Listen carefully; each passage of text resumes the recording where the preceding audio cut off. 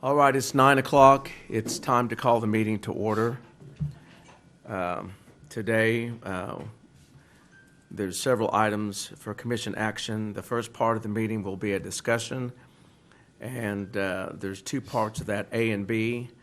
A will be an open discussion regarding the renovation of 223 West Main Street and the conversation with the Kansas State Fire Marshal's comment relating to fire sprinkler requirements added at the request of Commissioner Kaflish.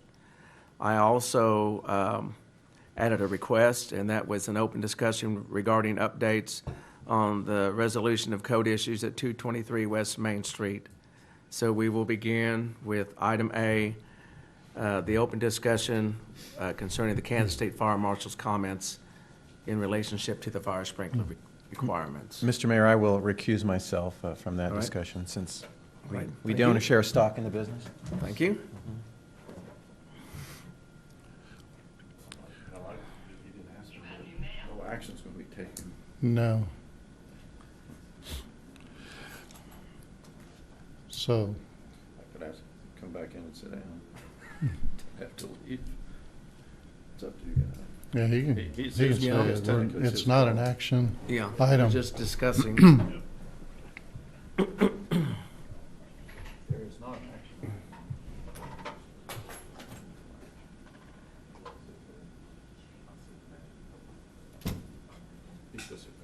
Okay, all right. Okay. We'd received some emails between the city and the Kansas State Fire Marshal, and some of it I thought needed a little clarification. It was one of the statements that was presented to the specialist related with the occupancy group of F2. He was asked if F2 required sprinkling, and according to the 2012 IBC, occupancy group F2 does not require sprinkling. But the question should have been, does an F2 R2 require sprinkling? Because a building is a mixed occupancy. You can't look at a building by specific occupancy groups and determine the requirements. It's a building as a whole, so the building is a F2 R2 use. It's with the mixed occupancy, it's totally different. It's not a standalone building. I think his last statement is that he needed to really look at the plans to make a determination. Probably should have been the first statement, because that would have avoided some of the confusion. When you look at the mixed use of the building, and as identified in the fire safety review, the R occupancy takes precedent for the whole building. I think it was referenced 903.2.8 says that the entire building is required to be sprinkled with an R fire area. So, his statement of F2 is correct, but it's misleading for the building because the building is F2, A2, R2. The question concerning the area above the third floor, whether it required sprinkling, and the fire marshal stated that it depended upon if it was combustible. If it was combustible, it required sprinkling. Well, there's confusion somewhere, because if F2 doesn't require sprinkling, then the attic wouldn't require sprinkling either. So there's a lot of confusion in the brief interaction between the fire marshal, and it leads to misunderstanding what is required in the whole project. When you take the consideration of the R, sprinkling is required. Typically, or what will happen is, in a building like this, and Montgomery County is under the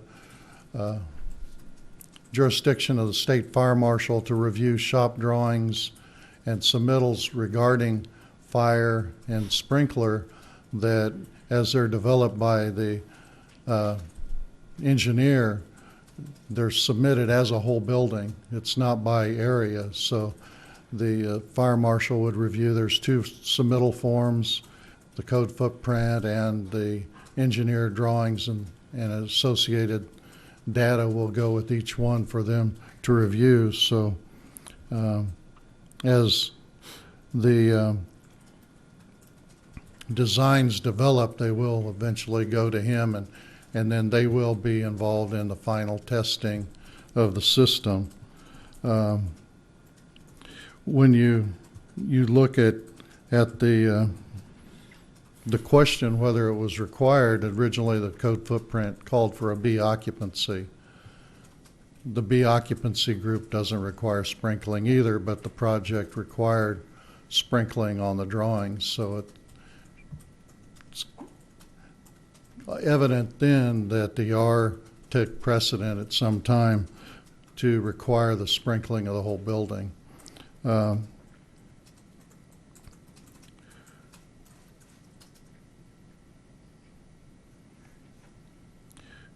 You know, it came to my attention when it was discussed the change of the fire supply line size from 6 to 2.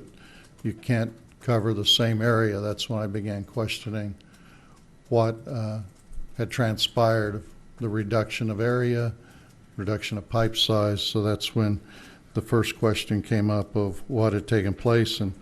And notice that the drawings did call the code footprint, and the mechanical drawing did require the entire building to be sprinkled. And with the life safety review, it did confirm the requirement. How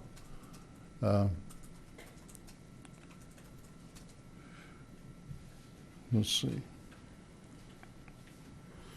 How we get to where we are now, it's basically going back to the drawings, how it got overlooked, why it wasn't put in.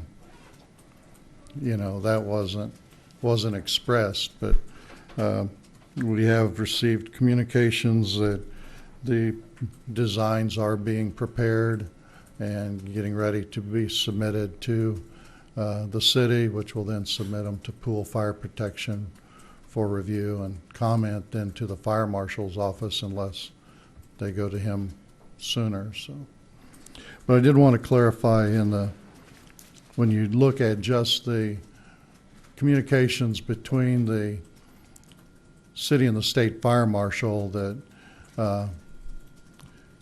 the information that's presented is correct but out of context with the total building design. You know, I've worked with the state fire marshal's office on other projects, and familiar with their procedure. But when you look at a building renovation, you have to consider the whole use of the building, not individual sections. So that was my desire to try and clarify some misunderstandings of the communication and draw attention that the fire marshal did say he needed to review the plans to make an accurate determination, which he hadn't received any drawings at that time. So.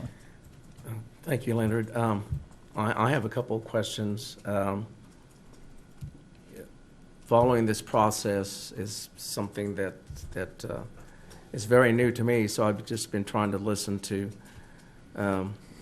information and comments that are presented at the meeting, and from comments that the audience has come up and spoken about this issue.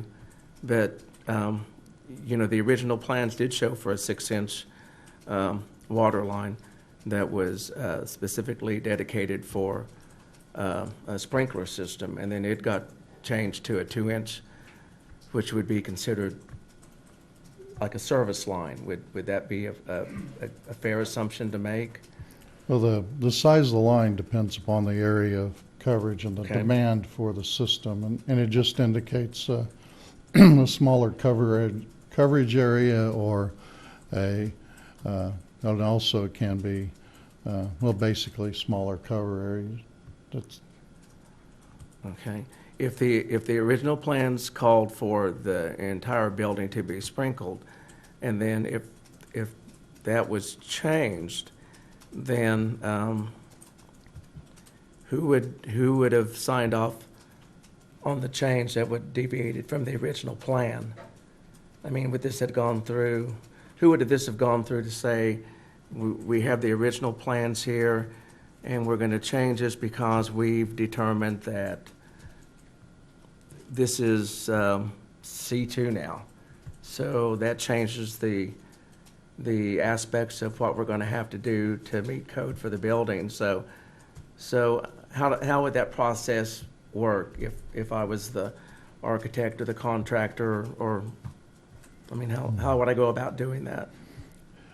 yeah, I'm not for sure with this project, the relationship Okay. and obligation for the architect, contractor, Okay. and all, but somewhere there should have been communication through the project to the city stating the change, the reason for the change, and documenting why the change was Changes. being made. And, you know, with this, the the change from B to F2, both didn't require sprinkling, but the R occupancy still superseded Okay. the other two requirements.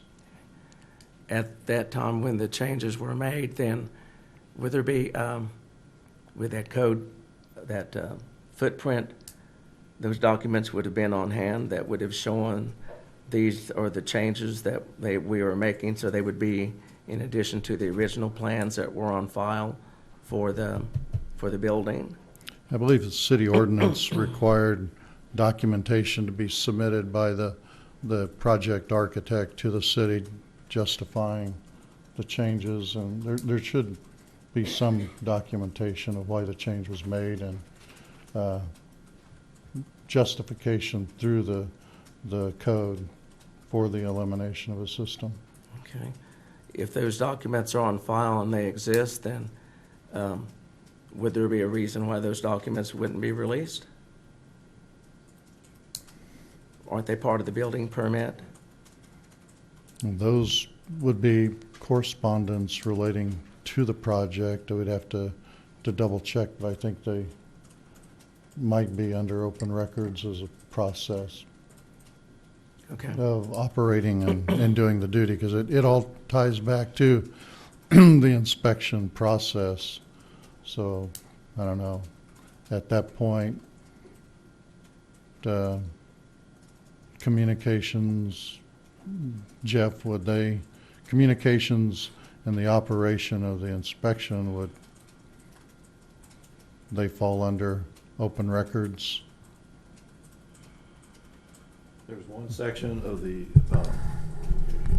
city staff's gonna get it, so I mean, the city staff is tasked with the administrative duty of the building code review process. So obviously, city staff has it, so your question is, who are you saying wants it? A member of the No, I'm public? just saying, would that be available then? Is that made Well, it available depend- through open records? Available or to who? to the commissioners? Well, commissioners normally wouldn't be involved in the administrative Right. function. I understand So that. unless it's brought to the commission, normally, Okay. if city staff has an issue they want to discuss with the commission, they'll bring it to the commission. Right. This case was a little different. Commission took it to city staff. So I don't know if you're limiting your question to this scenario or just to a normal scenario. Normal scenario is that city commission doesn't involve itself in the day-to-day administrative functions. Sure. City staff does.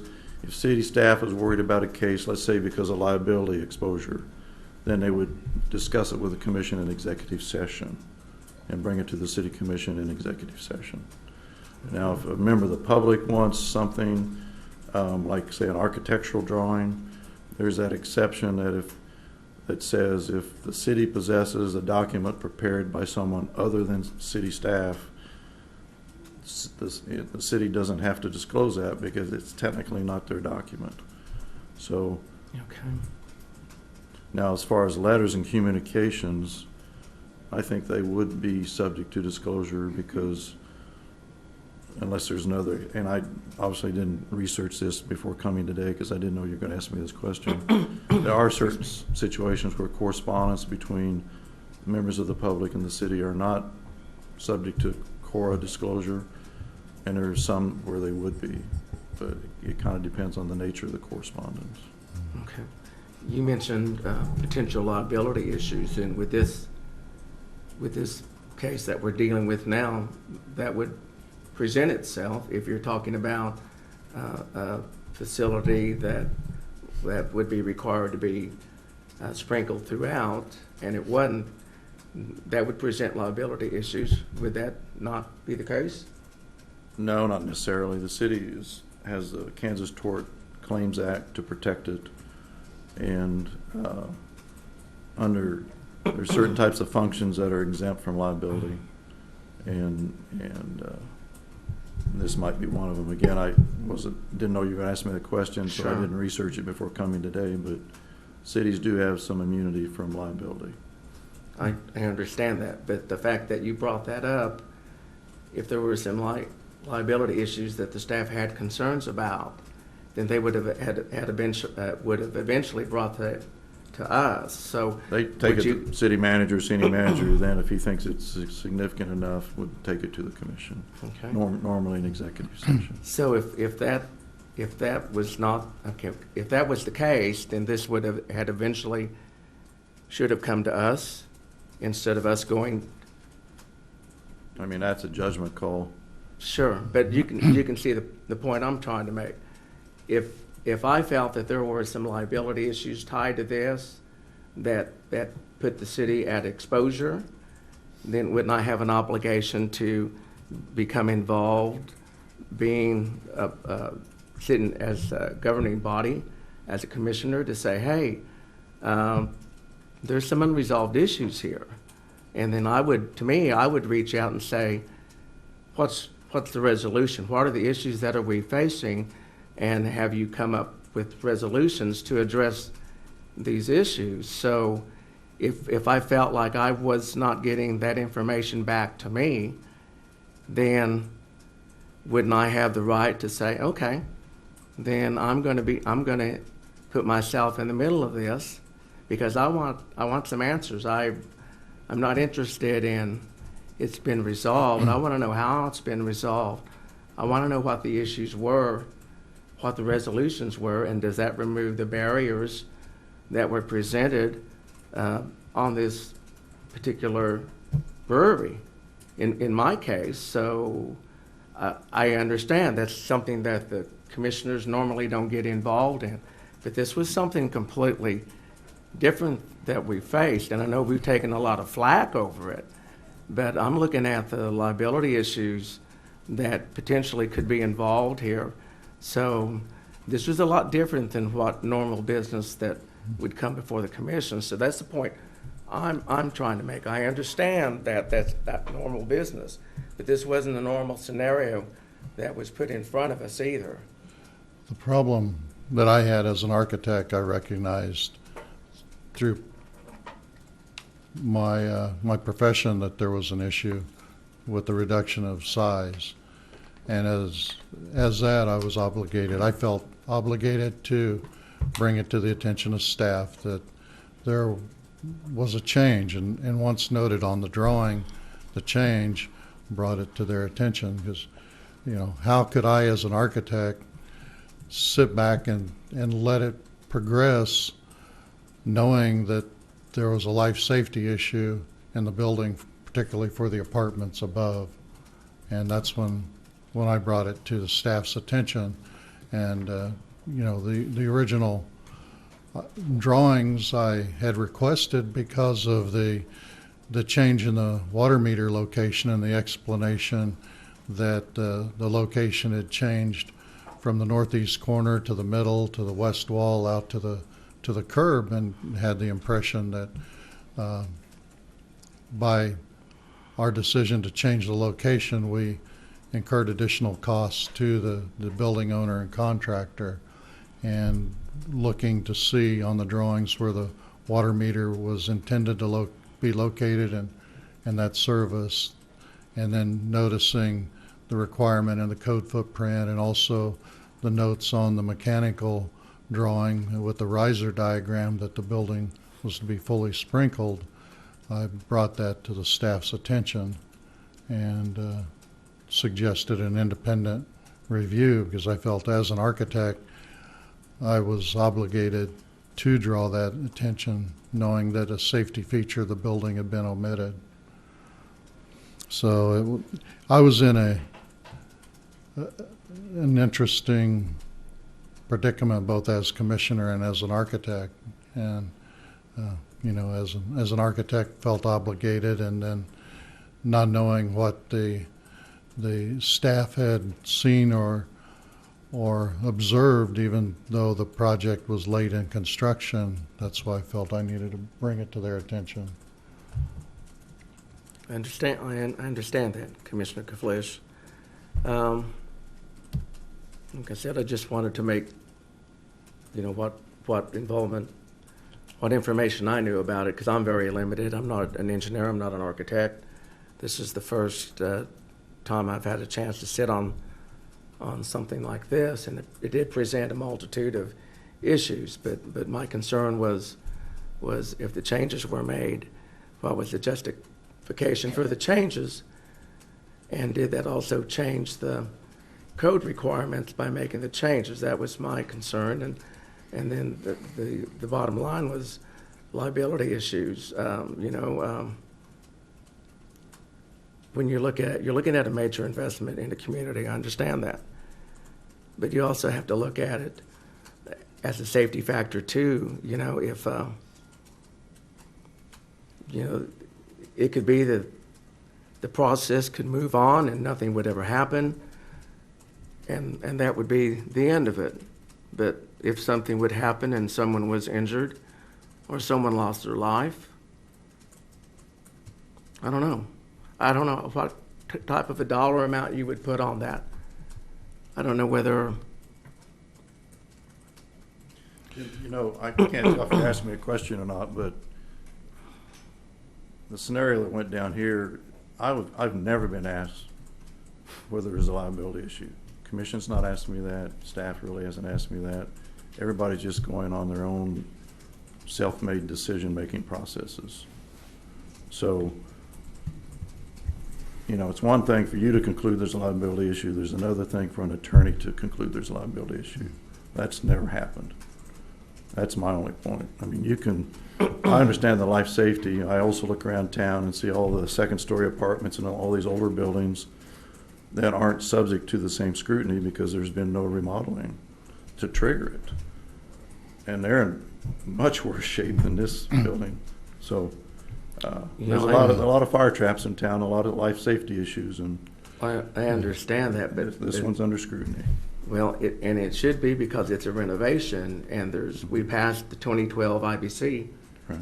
and that falls under a different I'm jurisdiction. not arguing with you about building codes, because I admit that's above my expertise, and I'm going to leave that to city staff and whoever. Okay. And that's a problem when you can't look and compare, because yes, existing buildings won't comply that are already in operation with the 2012 IBC, but once the 2012 was adopted, it takes precedent on all new projects. You can't go back and forth and say, well, we've got an apartment building over here that's not sprinkled, so our new apartment doesn't have to be sprinkled. It has to be adopted. And it comes back to the drawings that were submitted with the building permit called for the building to be sprinkled, both the F2 and the R2. So even though the code footprint wasn't presented as a mixed occupancy review as it should be, it was presented as two separate reviews. The data submitted with each part required fire sprinklers. So, it all comes back to this is what was the guideline for the construction of the project. The change was made. There's no documentation of why the change was made to justify to the code, and the code in 908.2.8 states that a building with R fire areas, the whole thing is required to be sprinkled. And then from that point, it goes to the NFPA 13 or NFPA 13R, whichever takes precedent. But the question was, here's what the drawing showed. It didn't happen. And by basing on the F2, saying, well, it's not required because of F2, that's inaccurate because it's an F2, debatable F2, A2 in the brewery, the tenant space, but definitely it's F2, R2, which would throw the precedent back to the requirement for fire suppression. And that's, liability and risk is all what generated the development of the building code. That was all taken into consideration with that issue, that a building with R2, because of the nature of people sleeping and the increased risk, the whole building has to be sprinkled. And you see as existing buildings are developed, they've got to comply with the 2012 IBC because that's what we adopted. If we don't want to make the buildings comply, then we need to repeal the building code and not have any code at all. That's the option. Either we enforce the code or we do away with the codes. Jeff, I'm going to ask you, and at a later time, I would like your opinion now that you've kind of heard the conversations that's gone on this morning. Give you a chance to review it and look at it, but I'd like your opinion. Do you think that this meets some potential liability issues? So the issue would be if there's a mistake, say, made in the inspection process, something's omitted, a year later, a fire happens and kills somebody because of that omission. Is that the kind of thing you want researched? I want to know what constitutes, because you had mentioned potential liability issues and what those issues are, and with this particular scenario, meet the test. If you could, I can try and do that. Every scenario is kind of fact-based. Sure. And fortunately, we don't have a tragic fire or anything to serve as our factual basis, but I can give you what I can find in general terms. Okay. Would that involve maybe going back and looking at an instance in another city or another place where there was, Yeah. and draw inference from that? Well, that, it'll be based on court decisions. Okay. I'd like to hear what your opinion is. Okay. I'll be happy Okay. to provide it. Okay. All right. Thank you. Do you have anything else on this? No, that's all I have. Okay. I thank you very much for your time and effort and your report. The second part of this discussion was I was looking for an update on where we were at as far as the resolution of these code issues concerning 223 West Main Street. If there's any other information that's being made available to city staff, as far as I understand that Mr. Morrison has some engineers on staff that were working with pool fire protection, and I was curious as to where the project actually stands now. If someone David can give you the update on where we're at now. give me an update, okay, that would be fine. David, how are you this morning? I'm good. How are you, Mayor? Thank you. Good, thank you. Good. At this time, we have requested updated information from Mr. Morrison. Mr. Morrison is present. He did contact us Monday, I believe, and said that he has received MEP back and he is reviewing that now, and he will forward that as soon as he's done his internal review for pool fire to then review. But at this time, Mayor, that is all that we have received from him. And I did clarify with him, I believe on Monday too, just asking if he had a response to the 10 questions that Pool Fire initially put out, and he said that he would respond to those 2 soon. So we're still waiting to receive that information. I believe Mr. Morrison's here. If you would like him to speak to Yeah, that. he's filled out I'm going Okay. to have him come up and speak here in just a Okay. minute. So that's where we're at. We're just waiting to receive the documents, to forward them for the review, and to get a final document that you guys can then look at as Okay. to what is needed. Okay. Thank you, All right, Mayor. David, thank you. All right, Mr. Morrison? You wish to speak concerning 223 West Main? And can you elaborate more on what Dave has presented to us this morning? Yes. It's normally a 3-minute conversation, but I've been pretty lenient on that. Can I ask for longer? Yeah, we'll just ride this out. Thank you. I went ahead and brought the IBC with us.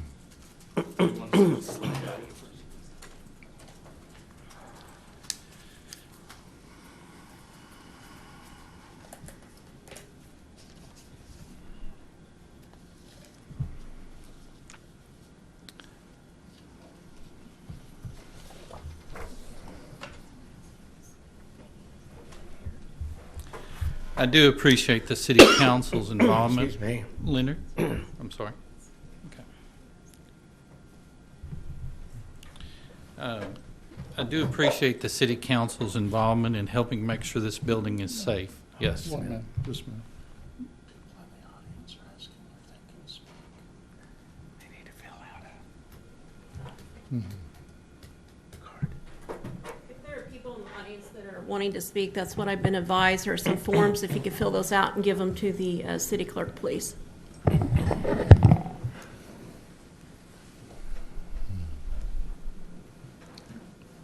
Okay. Okay, Steve, go ahead. Sorry. Sorry. Louis, Leonard, Gary, I've spoken with you guys several times, and you do know that I do want to make sure this building is absolutely safe, and that it is. I've always been taught as a young boy that it's always better to be safe than sorry. And I think some of your issues, Mr. Lewis, is we don't want to be sorry at the end of the day. So I do appreciate your involvement in it. I visited your city 12 years ago and fell in love with it. It's a quaint downtown that I could call home. I would like to blame Dwayne here for finding this building after we had worked here and we'd worked with the city staff.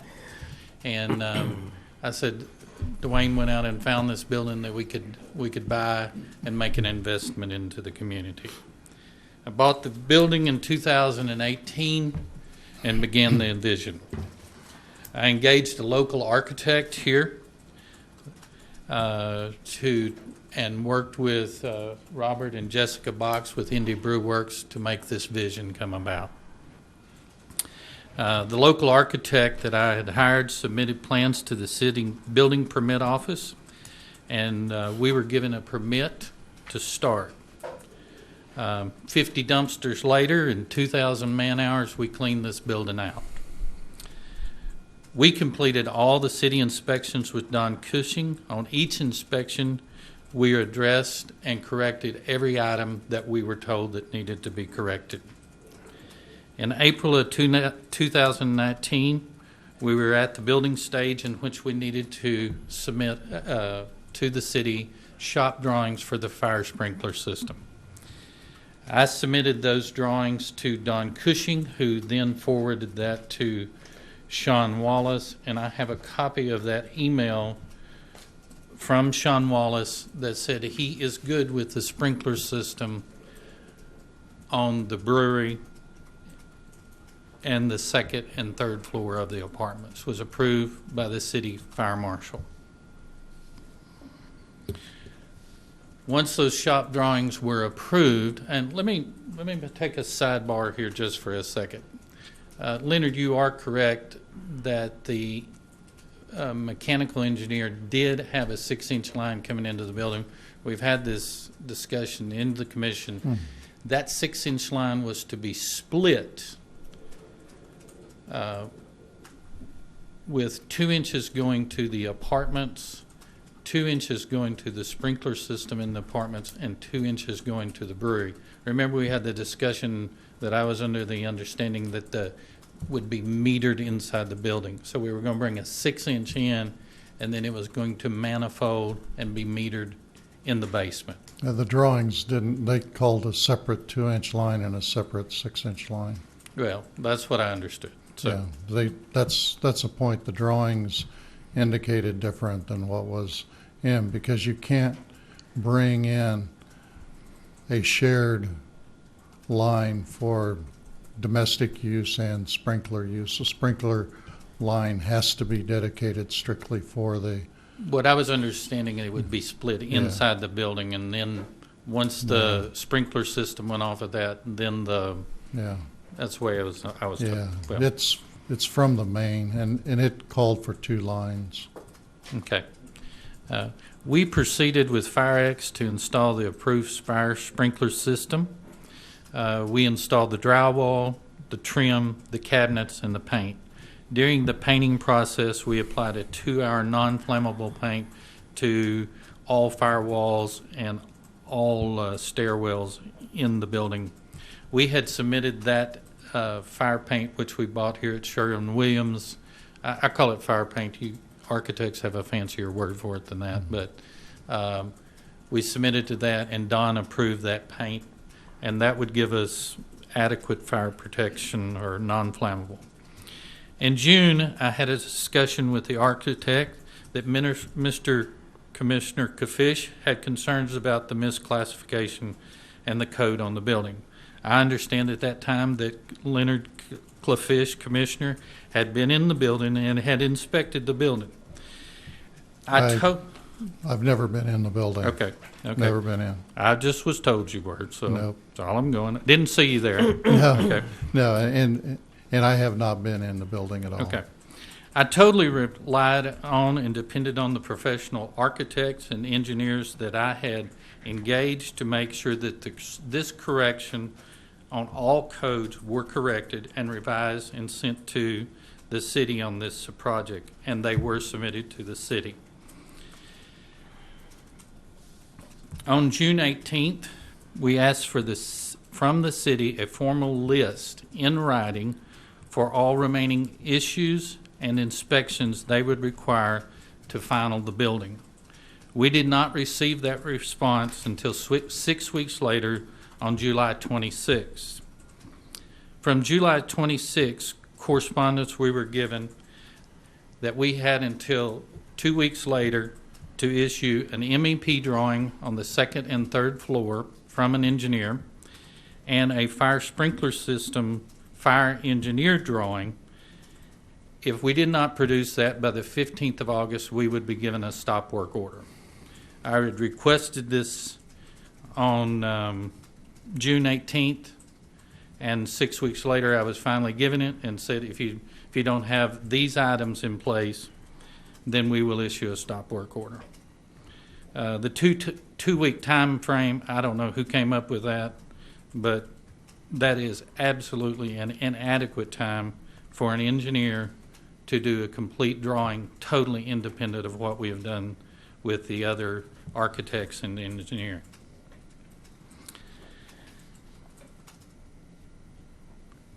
I would like to caution all parties in calling this building unsafe.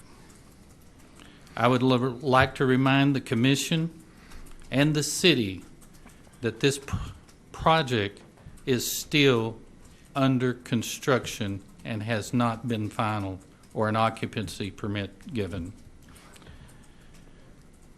It is our intentions that this is the safest building for a 100-year-old building in downtown Independence.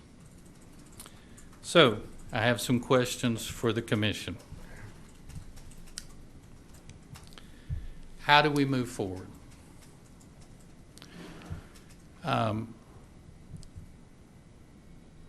Who makes the decisions in filing this building.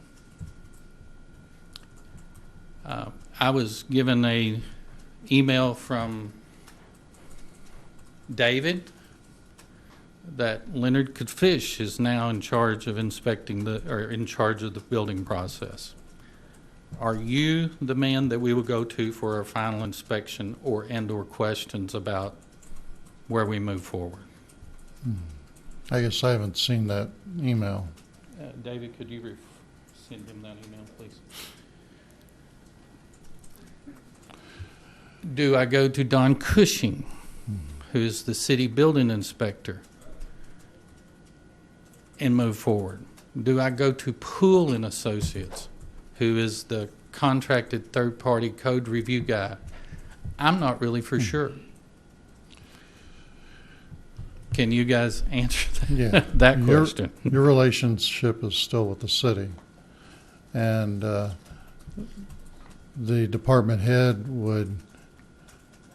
David is communicating with you on all aspects. He would be issuing the determination. So when the responses come, they will go to David, and then David will send the responses to Poole Fire Protection for review, and then Poole will respond to David, and David will respond to you. And then David Cowan will be the one who issues the final. I think the confusion, Leonard, is that I told him that once we get that from Poole, that will go to the commission. You guys will review that, Yes, and there will be some interaction there. Yes. And from that, then I will be able to give him final instruction. Yes. So I think that's where he's getting okay. you guys. Are, Okay, yes. I see. Yeah, yeah. The commission is involved in observing, but all the direction will be coming from David. So, basically, the review is for addressing the items on the life safety fire protection review. Once those are reviewed and by Poole, then David would be forwarding that information to you. I have a Then, of okay. course, for the final inspection, that comes to David's purview based upon your response to the answers to the life safety fire protection review. Also, then, the state of Kansas requires that fire alarm and fire sprinkler systems be designed by a licensed engineer. So the fire marshal would be reviewing those, and then they would participate in the actual final test of the systems. Okay. I'm going to give you a letter from my fire engineer, and I would like for the city commission to reconsider your decision for the code review by Poole and Associates. We have belief that there is correct documentation that they are reviewing this building incorrectly. I am willing to sit down with the commission and staff and ask you guys to, maybe for your consideration, to remove it from Poole and reconsider what you're looking at. I believe, along with my fire engineer, that Poole and Associates is viewing this building as a complete new structure, which is not the way this building is supposed to be reviewed. Is he looking at the 2012 IBC, or is he looking at a different code? He is looking at the 2012 International Existing Building Code. But the drawings that were submitted identified that the building was designed by the 2012 International Building Code. That's where the documentation, you can't switch horses midstream. Well, you've asked us to switch horses. No, it comes back to the original drawings that you submitted, Which were approved. which were approved that required a full sprinkler system. You know, And that's have why been we're waiting, revised. And have been revised. that it eliminated the sprinkler system based upon F2, but the code was still identified as a 2012. You know, that's the whole process of plan submittal and review prior to construction, that you set the ground rules for the design. Now, In most cities, that is true, but in Independence, that has not. But go ahead.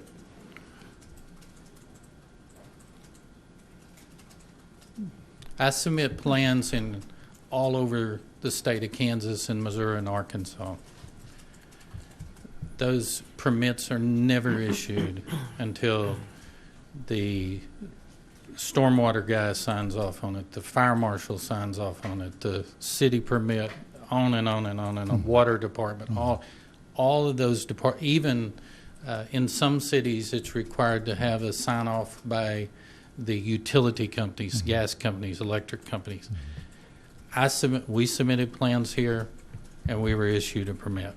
I do not know the interworkings of the city staff here. but the permit was issued based upon the code footprint attached to the drawings that stated a 2012 IBC. We will It wasn't. We will be revising. Our Do you se- see the confusion that was caused by your actions, not the My city's actions? actions? My actions? Because you didn't follow your drawings that were submitted. The drawings that you submitted stated that you were going to provide fire sprinkler for the whole building. That's what it said. You made the decision, and for some reason the city inspector didn't catch it. That's not You true. know, well, there's no documentation of the change being made. And, you know, even just a minute ago, you explained the fire city's- sprinkler entrance that's contrary to your actual drawings. Sir, So, you know, you go to 90% complete, and now you're saying you're changing the building code that you wanted to operate under. well, you asked us to change the building code in June. No, we didn't ask you to change the building code. We asked you to comply with the building code that you submitted on your drawings. And did they change it in June? No, the 2012 IBC was adopted months earlier. Do you remember when we adopted that? Because it was identified on your plans. In June of this year, per your request, is what have emails that I was told, which brought about this letter that our city inspector sent to the state fire marshal. I have a copy of that email where he said that the separation, it did not have to be sprinkled. It was sent to Mr. Heckman. He revised the code footprint of the building and submitted it to Don Cushing, per your request. No, I said that the occupancy might not be B, it might be F2. I did not change, and nobody instructed to change the whole code book from a 2012 IBC to the 2012 IBC existing building code. That's a whole different book, you know, and it was just pointed, if you look at the B classification, sprinkler isn't required. You look at F2, sprinkler is not required in that group. You look at our classification, sprinkler is required in the whole building. So no matter what you use in your tenant space, because you have apartments in the building, the whole building is required to be sprinkled based upon the 2012 International Building Code, which that goes back to the drawings that were submitted with the building permit. That's, you still tie it to those drawings that were submitted with the building permit. That's the point, that the drawings that you submitted with the building permit, the code footprint, and even your revised code footprint wasn't correct because it still had our occupancy, and under the 2012 IBC, I occupancy buildings require full sprinkler. So just by changing from B to F2 doesn't change the sprinkler requirement. You know, Okay. your MEP drawing. I don't Full- have initials behind my name, so I don't know those. I hire people to do those things, as And you that's know. why I'm just telling you what your drawing said. You don't have to have initials to look and see what the drawing said. I don't disagree, but you're asking me to correct the code footprint to a correct F2 classification from a B classification. I didn't even know that the code footprint had been revised. I Okay. never saw that. So with what you're saying, we want this absolutely correct. Is that correct? We want it to comply with the 2012 IBC that was identified in the drawings as being the governing code. But that has been asked to be changed, and it was changed by city staff. I didn't see an email saying that they requested you to change the B to an F2. Mr. Chubb, do you have a copy of that email chain? I don't. I don't. Okay. If I do, But- it would be above my pay grade. But even if it's an F2 occupancy, the sprinkler is still required because of the R occupancy. You could have B, you could have F2, you could have, well, if it's E, it's required to be sprinkled too. If you had A, you know, whatever you use there, that space has to be sprinkled because of the R. You don't want to sprinkle it, change the R. I don't care what you do to the tenant spaces, because you've got apartments above it, it requires full sprinkle. That's just the 2012 IBC. And if there's a 2-hour fire rating between the bottom floor and the second and third floor, it still has to be sprinkled? 2-hour assembly. Okay. 2-hour paint that's certified for a wall on a ceiling does not provide a 2-hour separation. What about on the floor? You have to have a UL rated assembly. Okay. That means the identification, and I asked you earlier what design number you used for that floor. You said it was at the office. Instead of submitting that number, you submitted a paint that's certified for walls. No, Assemblies are different. You can't take UL approved materials and put it together contrary to the UL design manual and get the same results. I ask about the floor, not the walls. If the assembly complies with the UL 2-hour rated, the 2-hour rating works. But you still come back to the problem that R says all building will be sprinkled. Okay. That supersedes the other. I have a copy of the letter from my engineer here that I'd like to give you. Give it to David, and then David will distribute it.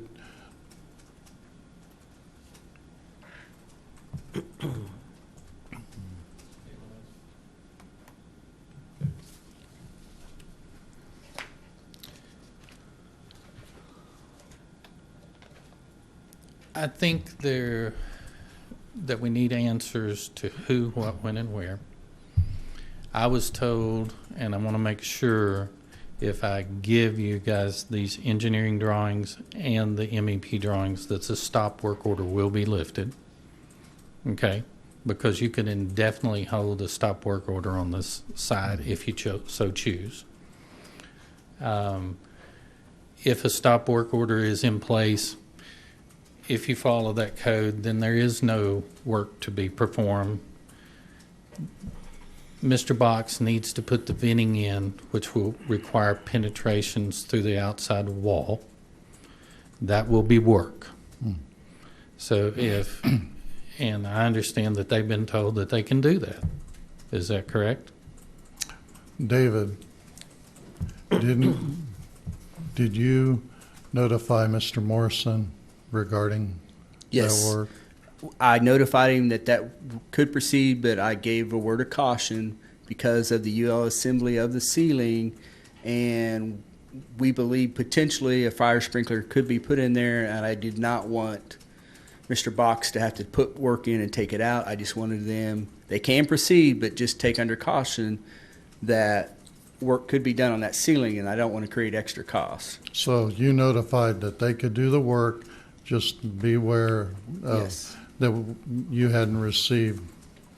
Is The it full your response. intentions, once you receive the MEP and this engineering drawing, to remove the stop work order? Our intentions, the city's intentions all along are to work with you and get this project done and completed. As soon as we get the requested information, we will immediately move forward to get this work done. Is that to remove the stop work order? Yes, we will work with you to get this project done. That is our complete intention. We've just been waiting to get these updated drawings. After the 14th, we asked for a stamped engineered fire plan of June, and we just have not received that yet. July 29th, or 26th, that's what I was asked. Okay. I want to get it done. I think you want to get it done.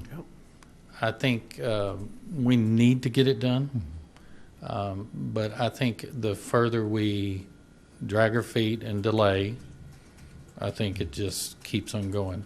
I do think that I want to tell you a little story, and then I finish. You have any idea what this is? I can't see it from there. Well, some people can't. You have any idea what this is? It's a device that the building inspector gave me in Gardner, Kansas. We were building a Dairy Queen. It's to test the pressure or the swing on the door, how much pressure it has on the door. Very few building inspectors have it. Do you guys have one? We utilize somebody else's, we borrow. Okay. My point that I would like to make, city staff, city commissioners, all of us can work together to get this thing done. And it doesn't take dragging every skeleton out of the closet, everything that is done wrong in the past. I make mistakes. I have made tons of mistakes. I believe that a person should be able to correct those mistakes. I believe the city staff should be able to correct mistakes if they've made any. I believe the commission, if they've made mistakes, should be able to correct them.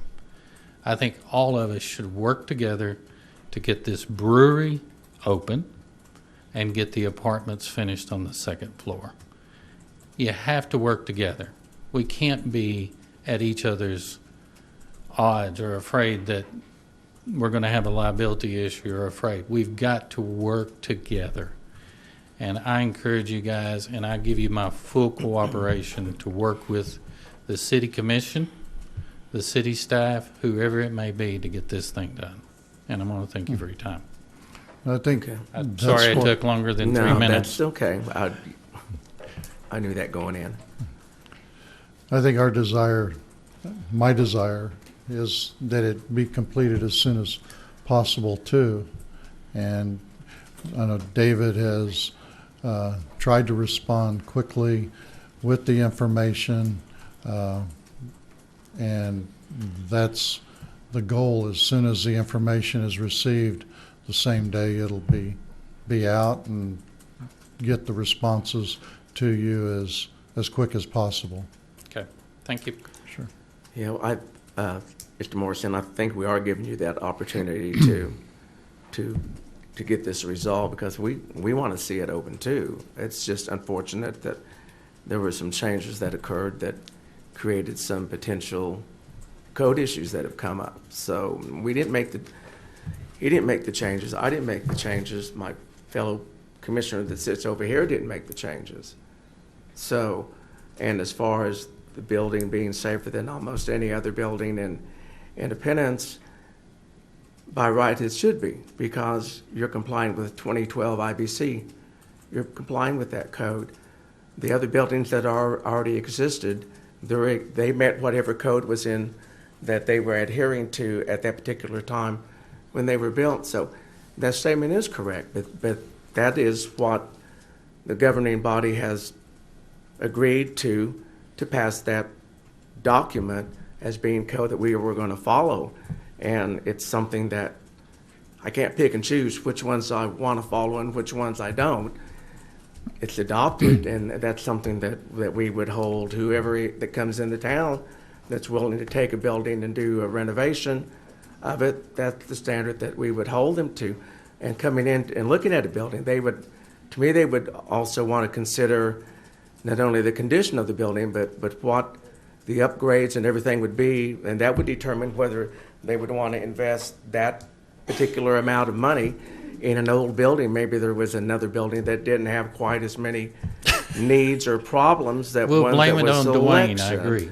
So, I mean, there's a lot of factors that go into that, but yeah, we want to see this resolved. I guarantee you, I just not real crazy about how everything's transpired, and there's been miscommunication, and there's been a lot of misstatements made that have gone public, and we're trying to clear it up here. But Well, listen, So- I've offered this in emails that all of us sit down at a table and we resolve. I've offered it, and that was rejected. And I think, if I don't do it, then fine, don't open it. But if I do all the things that we're all being asked, and we're all doing what we have to do. I told Leonard Kafish when we talked about this water issue, that he and I spent several minutes and maybe even hours, because he talks as much as I do on the phone, that he's right. It should be an F2 occupancy. It was coded wrong from the beginning. No one's disagreeing to that. No one's disagreeing that what you guys are saying is correct. But there is a way to resolve it, and I think that's all of us sitting down at a round table and making sure that it gets done. And I think we can get there, but it's going to take cooperation. It's going to take some give and take on everybody. And if we can do that, I'm all for it. But having to,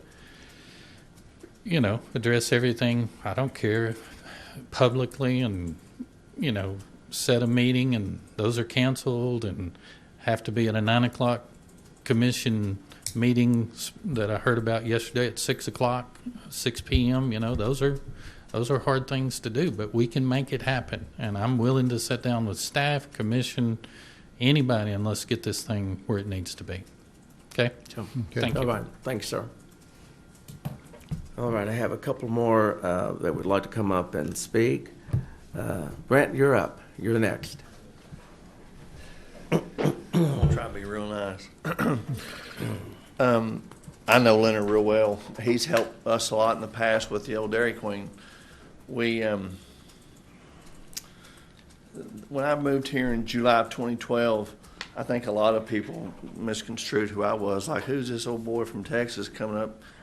All he can do is manage a Dairy Queen, and there was a lot more to me than that, and my life, and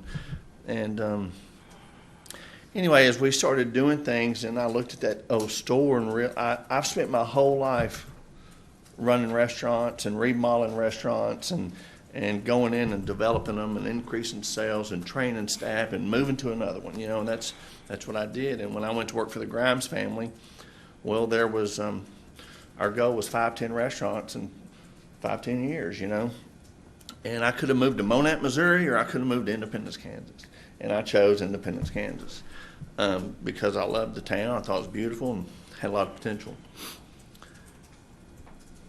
Anyway, we had a building that we bought with us. We tore down. I hate to keep beating a dead horse, but it goes back to how this city's ran and operated, and it really is not very logical.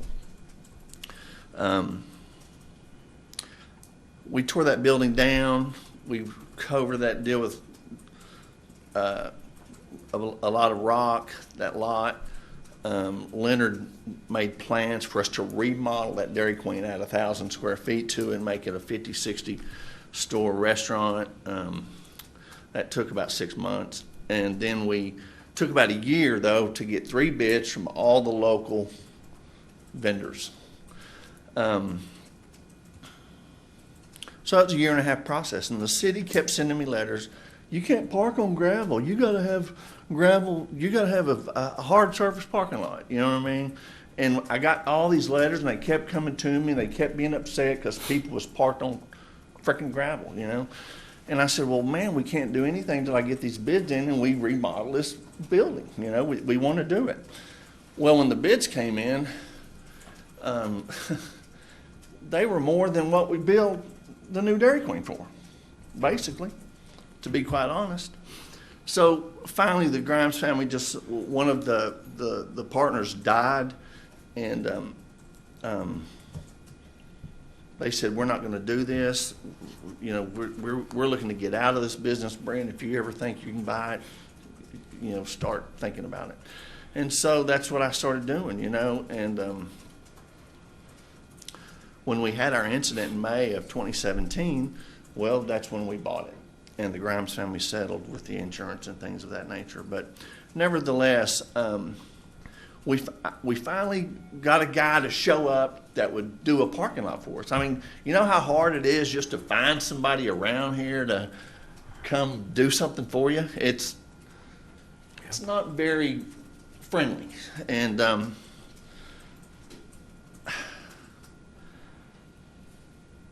anyway, so I call up Leonard and I go, hey man, I got a guy coming in to put in this parking lot. Is there any reason we can't do that? And he comes down and looks at it and walks around. No, there ain't no reason we can't do that.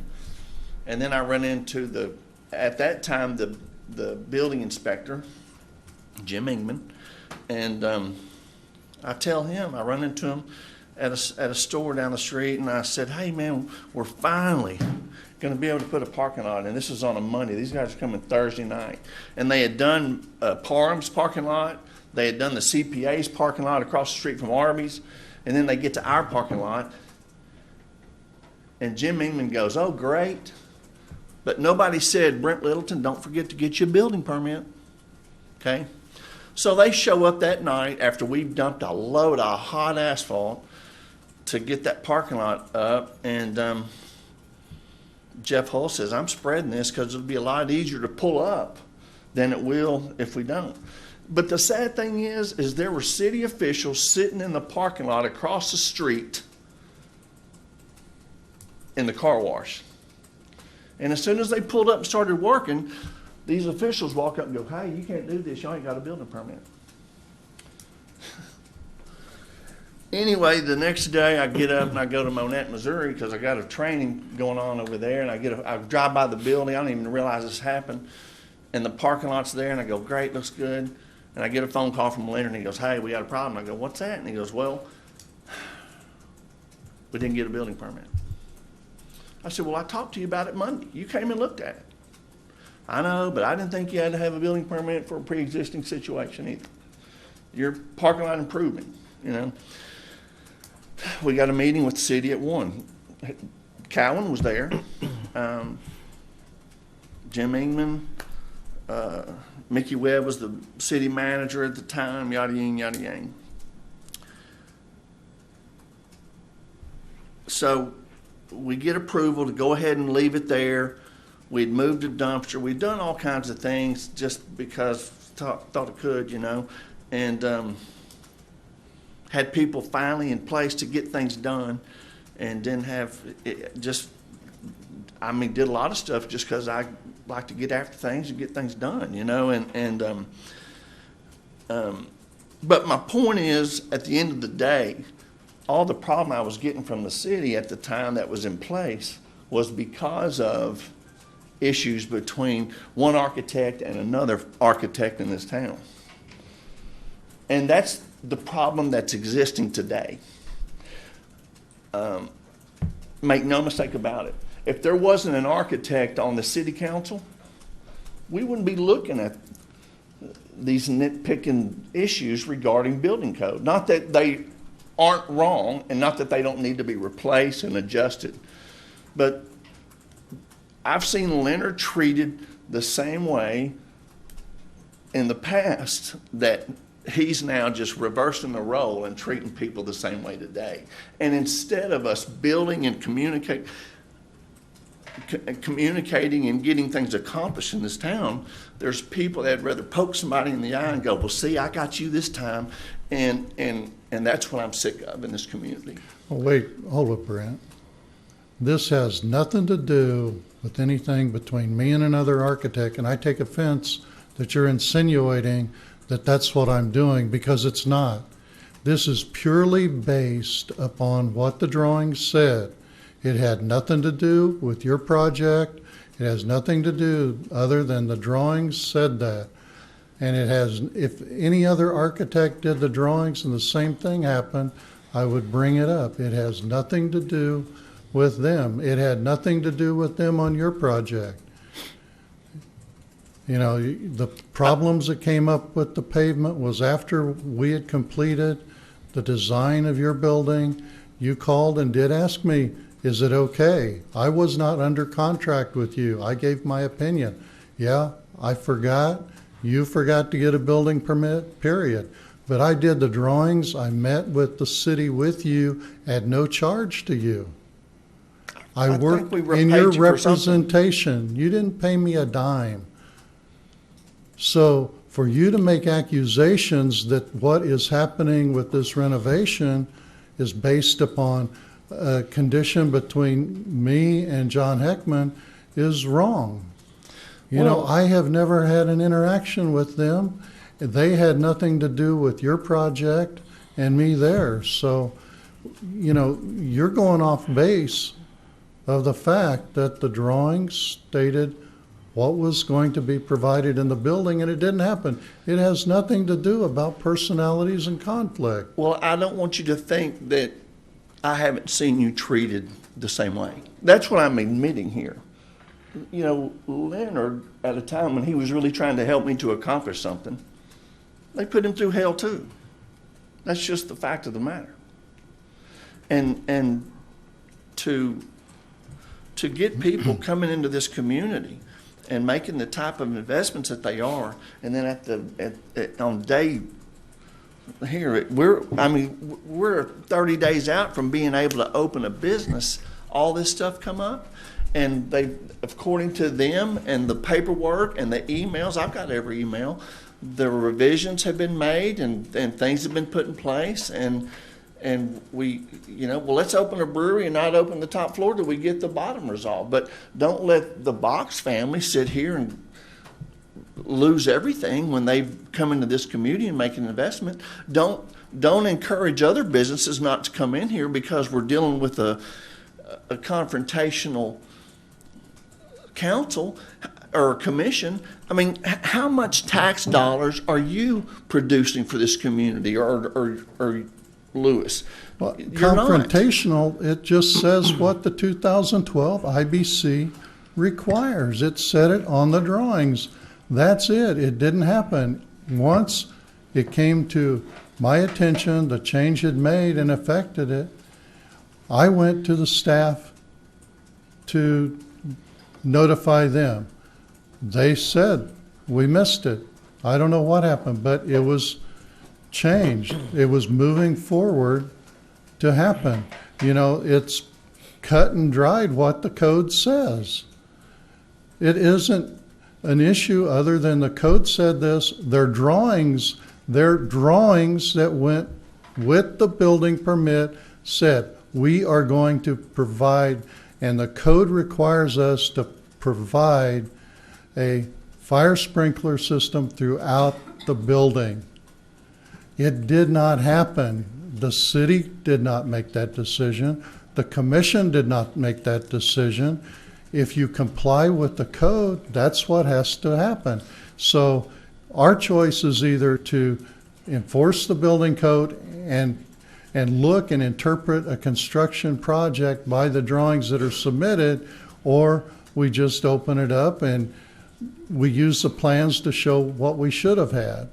You know, no one is adversarial against the Box. You know, I'm not trying to crucify the city, not trying to crucify Mr. Morrison. It said, hey, this happened. We need a solution. the consultant was brought in to expedite the resolve of this problem because code interpretation is difficult. We thought that by bringing in an independent plan review, that it would aid the city in determining exactly how to best expedite completion of the project. And I think the turnaround on the time, is not been an issue. The city has responded. As soon as Mr. Morrison gets the information, it goes back and forth quickly. It is being done, but we need the information to act on. Well, I think Mr. Chubb, our city attorney, said it real well in his opening remarks to y'all when y'all began talking about all this. It is unusual that the city council or the city commission go to the city.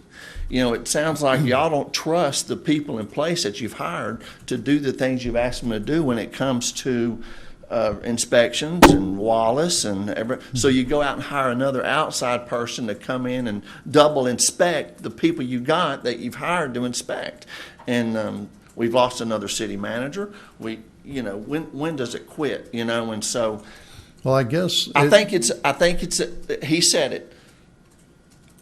It's unusual for the commission to bring attention to the city that there's issues here resolving this problem, and that's not your job. And it's unusual that the plans that describe the extent of the project are not followed, that it has to go that way. Okay. Well, thank you for your time. Yeah, I agree with you. It's extenuating circumstances that brought us into this. I don't enjoy being in the middle of this, and I know there's an attempt to make the commissioners as the scapegoats, but Nari, that's not going to happen. Not going to happen to me. And some of these issues that we're facing in this community, there's people that have been on this commission years before I came here. Some of them are sitting out in the audience there. Yeah, if you have a beef, maybe you need to talk to some of these that have served here. I've been here a year and a half, and I see the crap that goes on here. I don't appreciate it either. But we want to point fingers. I can point some fingers. I'm not. I was bringing out that it was a two-way street is all I'm saying. Well, yeah. I'm trying to be neutral on this. Right.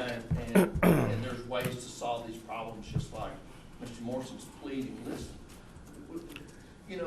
these people got just under $1 million rolling in this deal, and we're not earning one penny of tax dollars off of it, and we could be. And if you want to worry about everybody else's codes, you ought to look at your own neighborhood and where you live and up and down your street. And when you're holding people accountable and you're not willing to walk the walk that you're making everybody talk and walk, well, then it's hard for people to respect that. So that's something you should sincerely think about. Bob Miller's a good example. Look at what he's done on the corner of 6th Street and the block north of Poplar. Those 3 houses, he has spent hundreds of thousands of dollars renovating and beautifying that neighborhood. He's done one across the street. Go over another block and down a block and see what it's looking like over there. And the people that are holding everybody up from making progress haven't done anything to their properties for God knows when. And that's wrong. That's just wrong.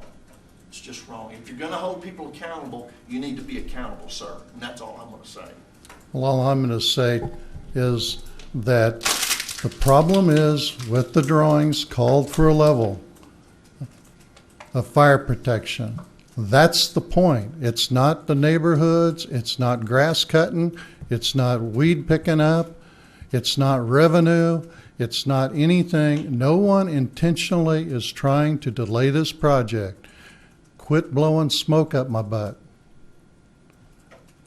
It comes to that we're looking for resolve with the code issues, and we're waiting for that response, and it'll move fast as it can. It's not in our court right now, and once the information gets through, it'll be responded on. It's flat and simple. The drawings said that Fire sprinkler is required by his project architect and his project engineer. The delay is because that's not followed along. There hasn't been sufficient documentation to say why it's not resolved, why it's not installed.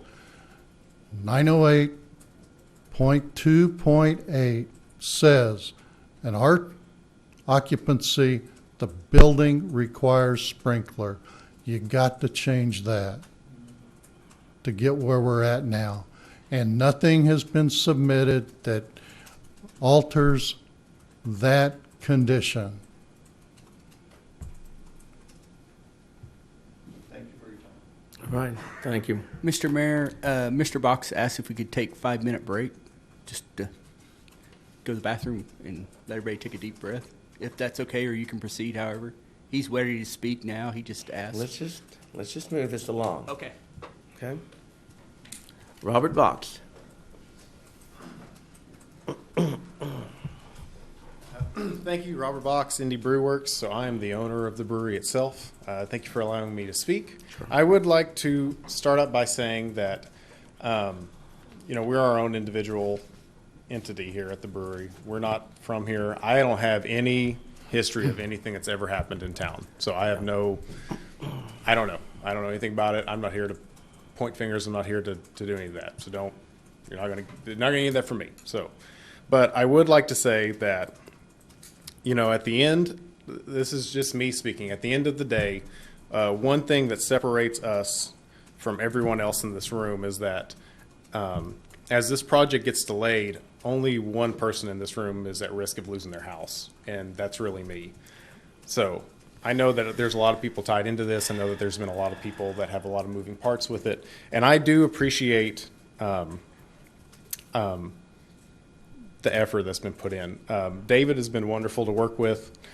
People at the city have been wonderful to work with. It's been a wonderful experience moving to town. We came from out of town.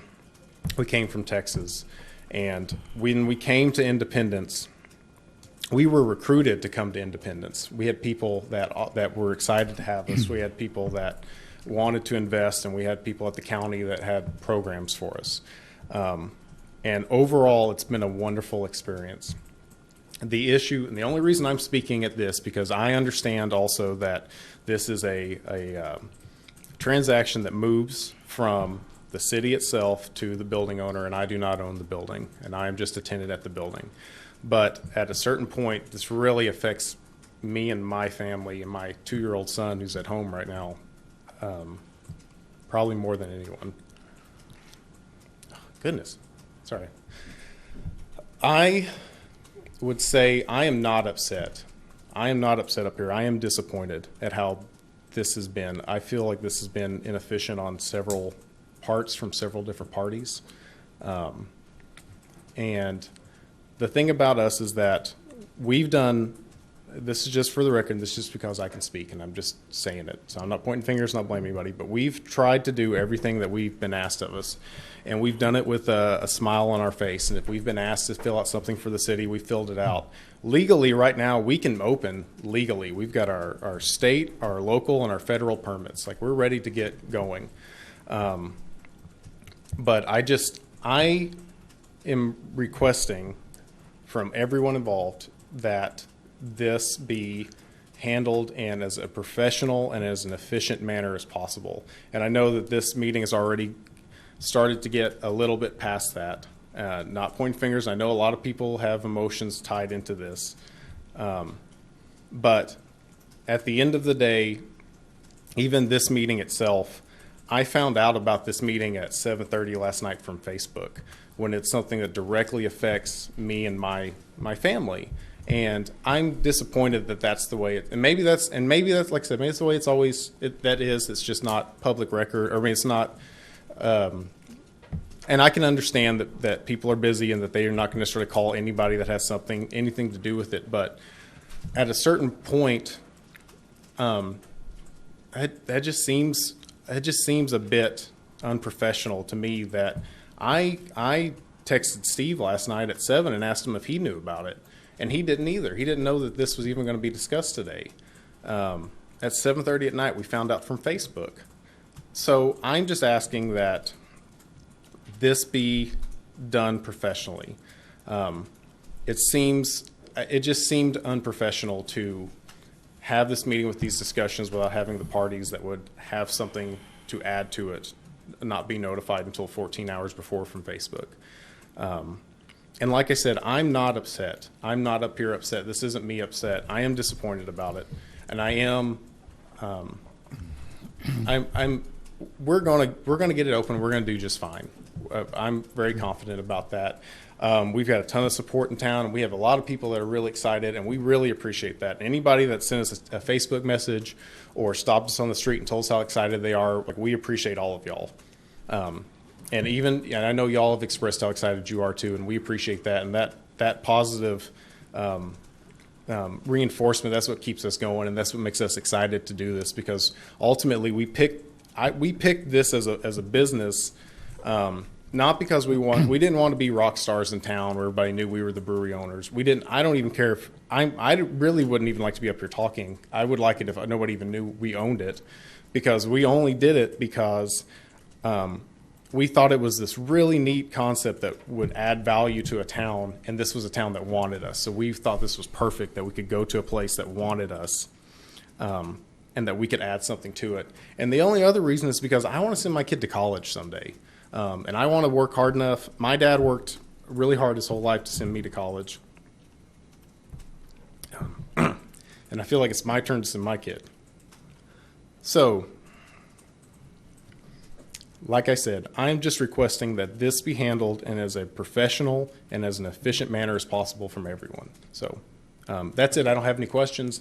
I've already been filled in from everyone. Like I said, David's done a great job of telling me what we need to do and who we need to talk to and who we need to stay on and things like that. So thank you for letting me speak, and I appreciate it. Okay, Robert, thank you very much.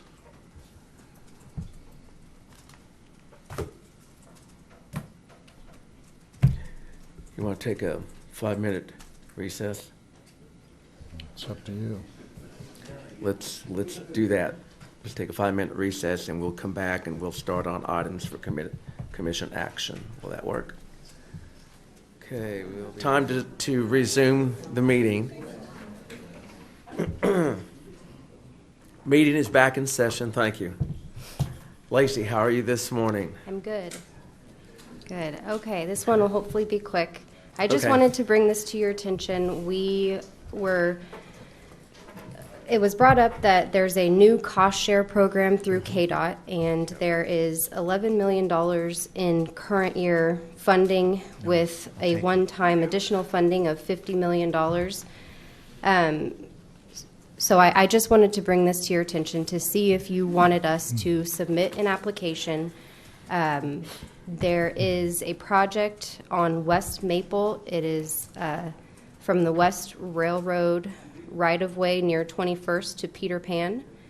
The minimum project cost to participate in this project is a $1 million KDOT share, with a minimum of 15% city matching. But if you want to be eligible for a larger project that would require the one-time $50 million funds, there is a minimum of 25% match. So to file the application and to get all the required paperwork to be able to file it, I've asked Trans Systems what it would cost us to put this application together, and it's a $3,000 cost. So I just wanted some direction on, are we interested in participating and filing an application? I do have a spreadsheet of awarded projects and future street projects that we are really top heavy on streets right now. I think I have questions out to the KDOT contacts to see if this could be, if we apply for it now, if we could push it to a 2022 project to save up some funding to be able to do it. Because if you look at the RCA, there's 3 different options, but the options range from a total cost of $3 to $4 million. So you're looking at a 25% match is going to be $750,000 to $1 million city match. So we're talking a big project. You don't have the cost. A couple of years ago, we looked at an overlay. Do you remember? No, you weren't here. I Terry? know, but I or think, Mike, do you remember? but they It was would, a lot. KDOT wouldn't participate unless this was a reconstruction. No, what I was wondering though, with our costs that we looked at an overlay, because we'd have to have base repair too for the overlay to last. You know, are we looking at spending nearly as much in our share part as we would in going for the overlay and base repair? You know, when you look at our contribution and of the three options, option B, you know, a widened road bed would be good, but adding the curb and gutter and storm drain, if you just go with an open ditch, the road edge deteriorates so quick. You don't have anything to hold the asphalt in, and it pushes out. That, you know, for going with the curb and gutter, it would give us a lot better road. And if we're talking about our part being close to what we were going to spend with base repair and overlay, you know, I think that'd be the way to go. You know, we'd be an error not to go ahead and submit. Yeah, because I don't think we really need the sidewalk, but when you look at storm drainage and curb and gutter, that would really improve. I think from the southwest part of town and Fruitland and the rural area, that's highly traveled to go to Walmart. And when you look at the concept of corridor access management plan, they're trying to lessen the turning traffic and use it for more rapid transition through town, that this would really help.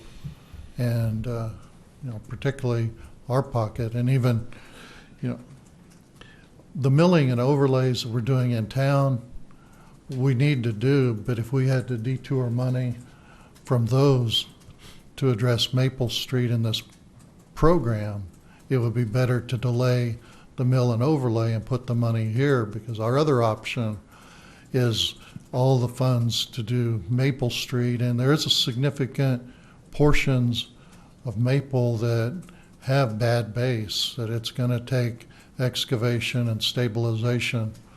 So this would definitely be a project to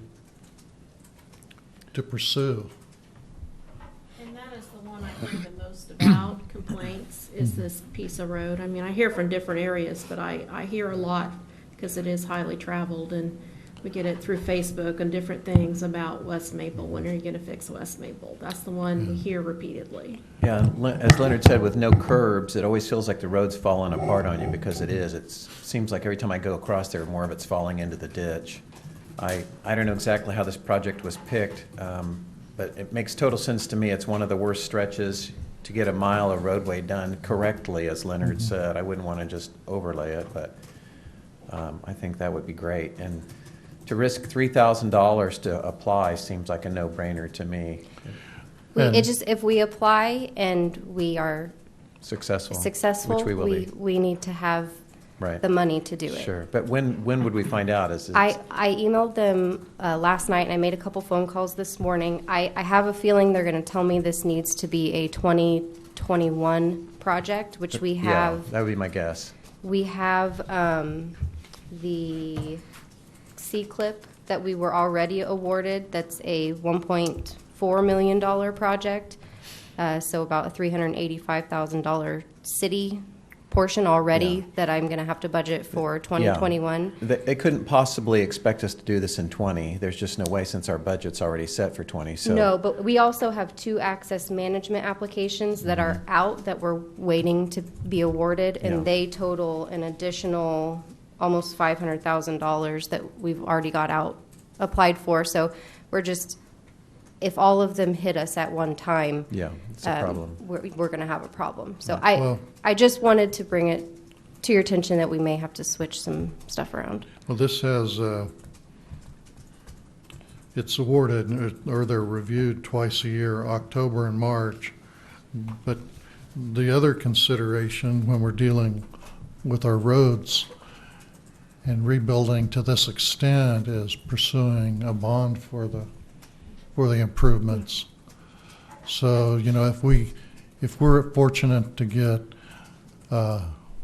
say, all three grants, then considering a general obligation bond for them would Yeah, be more absolutely. advantageous. And even, you know, with this type of program, the cost share program, look at the traffic on Peter Pan Road. You know, at least extending it to Oak Street or depending what the cost is, but you know, it opens up other avenues for us to improve because there's a lot of traffic, more traffic probably on Peter Pan, but this Maple Street with the condition of the roadbed, the pavement and the depth of the ditches, it is a dangerous thoroughfare. So, you know, even you look at if we have to match 25%, I think that's when the money comes out of the 50 million, it's a 25%. And I The think 11 is we need one. to look at a minimum of 25%. When I have spoken with representatives at KDOT, they've made it clear that they want to see a larger contribution, a larger match from the cities. And I think with an only $11 million pot for the 15% contribution, our chances of getting that for a $3 million project are slim. Yeah.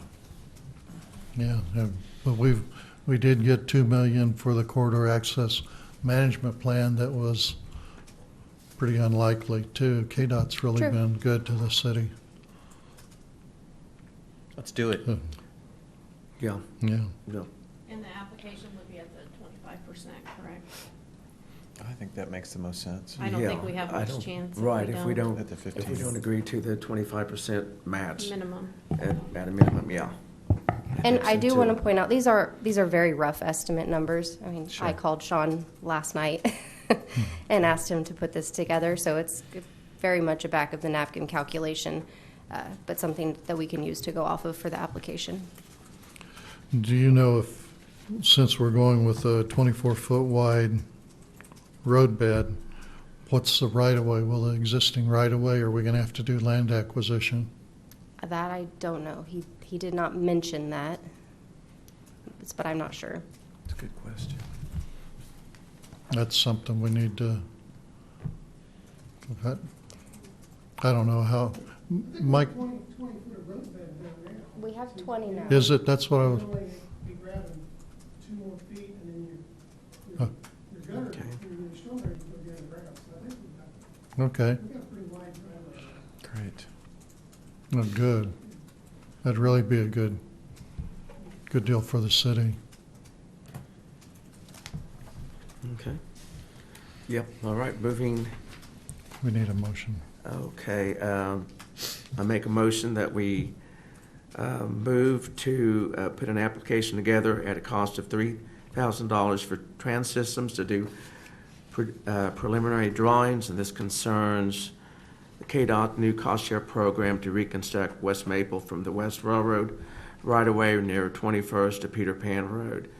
Do I have a second? Second. All in favor signify by saying aye. Aye. Aye. Yes. I waited till after you voted because I didn't want, Okay. Walmart has a tendency to move sometimes. Caulfield's had 3 different locations. There's no guarantee that if you got this grant, Walmart wouldn't announce the next day they're moving to some other location near the city. Sure. I don't know if you contacted Walmart, they'd even tell you their plans, but it wouldn't hurt. I'd hate to see you spend $4 million on a road and then Walmart move to some other location. How long have they been there? About 20 years, I think. Yeah, about time But it's then. still a route to the emergency. Sure, and you may decide to do it anyway. I just point that out.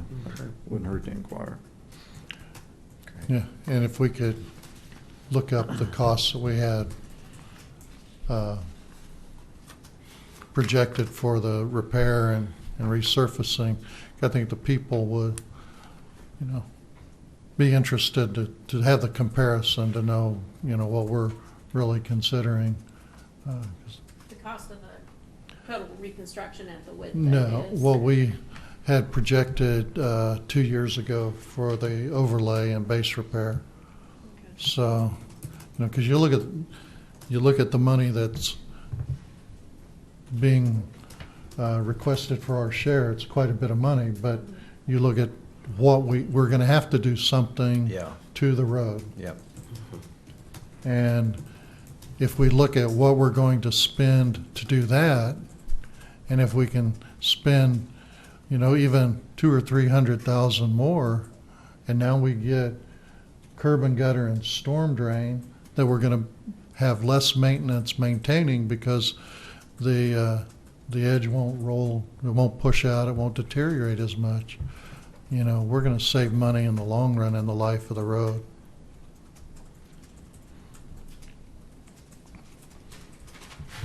All right. Okay, all right, thank you, Kelly. Item B, consider authorizing signing a KDOT project programming request for a pavement restoration project recently awarded for 1/2 block east of US 75 and US 160, consisting of pavement replacement, curb and gutter, and sidewalk. Mayor, this is just the form that we had previously notified the commission we were awarded this project, and this is just a form to submit that's relating to it. And on the sample, they had the governing body signatures on it. In the past, it's also been signed by the city manager, so it's not required that it's signed by a governing body, but since you're having a meeting, thought we'd go ahead and do it like the sample. So that's Okay. basically what it is. Okay.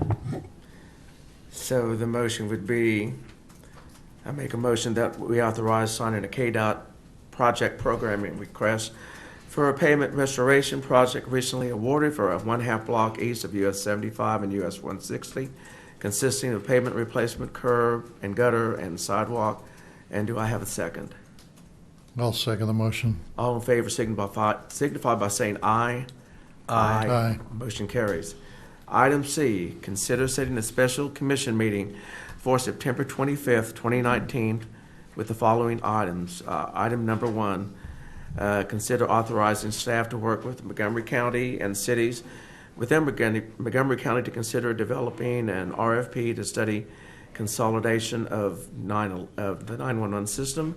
And item 2, 10 a.m., programming of 1916 City Hall and public safety facilities.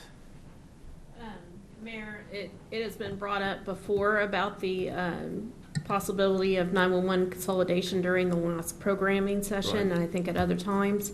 So our chief has been doing some research on that, and so he would like to discuss that with you before we go out to the other counties and pursue that. We're looking at if we could get together to put an RFP together that would study that, but it would have to be a partnership with those other cities in the county. And so before we reached out to them, we wanted to visit with you guys first to get that direction. And then we've talked about the meeting with Trainer on that date, but I don't know that we officially set it, so I thought maybe we should go ahead and get that officially set for that date as well. They come at 10 o'clock.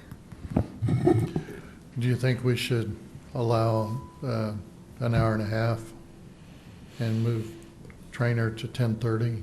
They were late last time. Yeah, But, that's true. to just have, Tell them Look- 10 o'clock, but we'll actually schedule it for 10:30.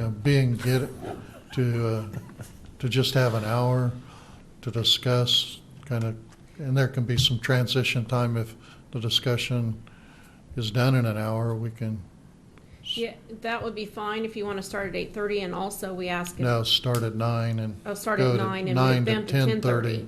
10:30. Okay. That would be fine, and also if you would let us know if you have questions ahead of time so that we can be prepared for that. That would be very helpful as well. For both. Yeah, Yeah. yes, for anything. So, yeah, this, Jerry, you might explain what's here, just kind of give us an overview.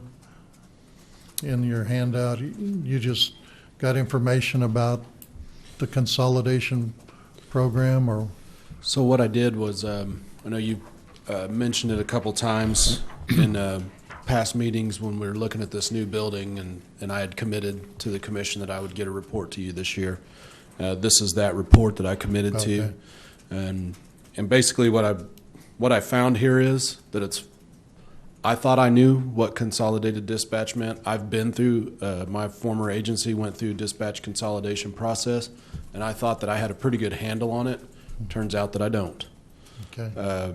It's just a very complicated, basically the purpose here is to explain how truly complicated it is, and also to show the current state that we're operating under now, so that everybody has some accurate information. And I guess the bottom line here is that I think, I'm pretty methodical, and I try to be organized, and similar to engineers and architects tend to operate from a planning position and do a lot of research. I like to research things.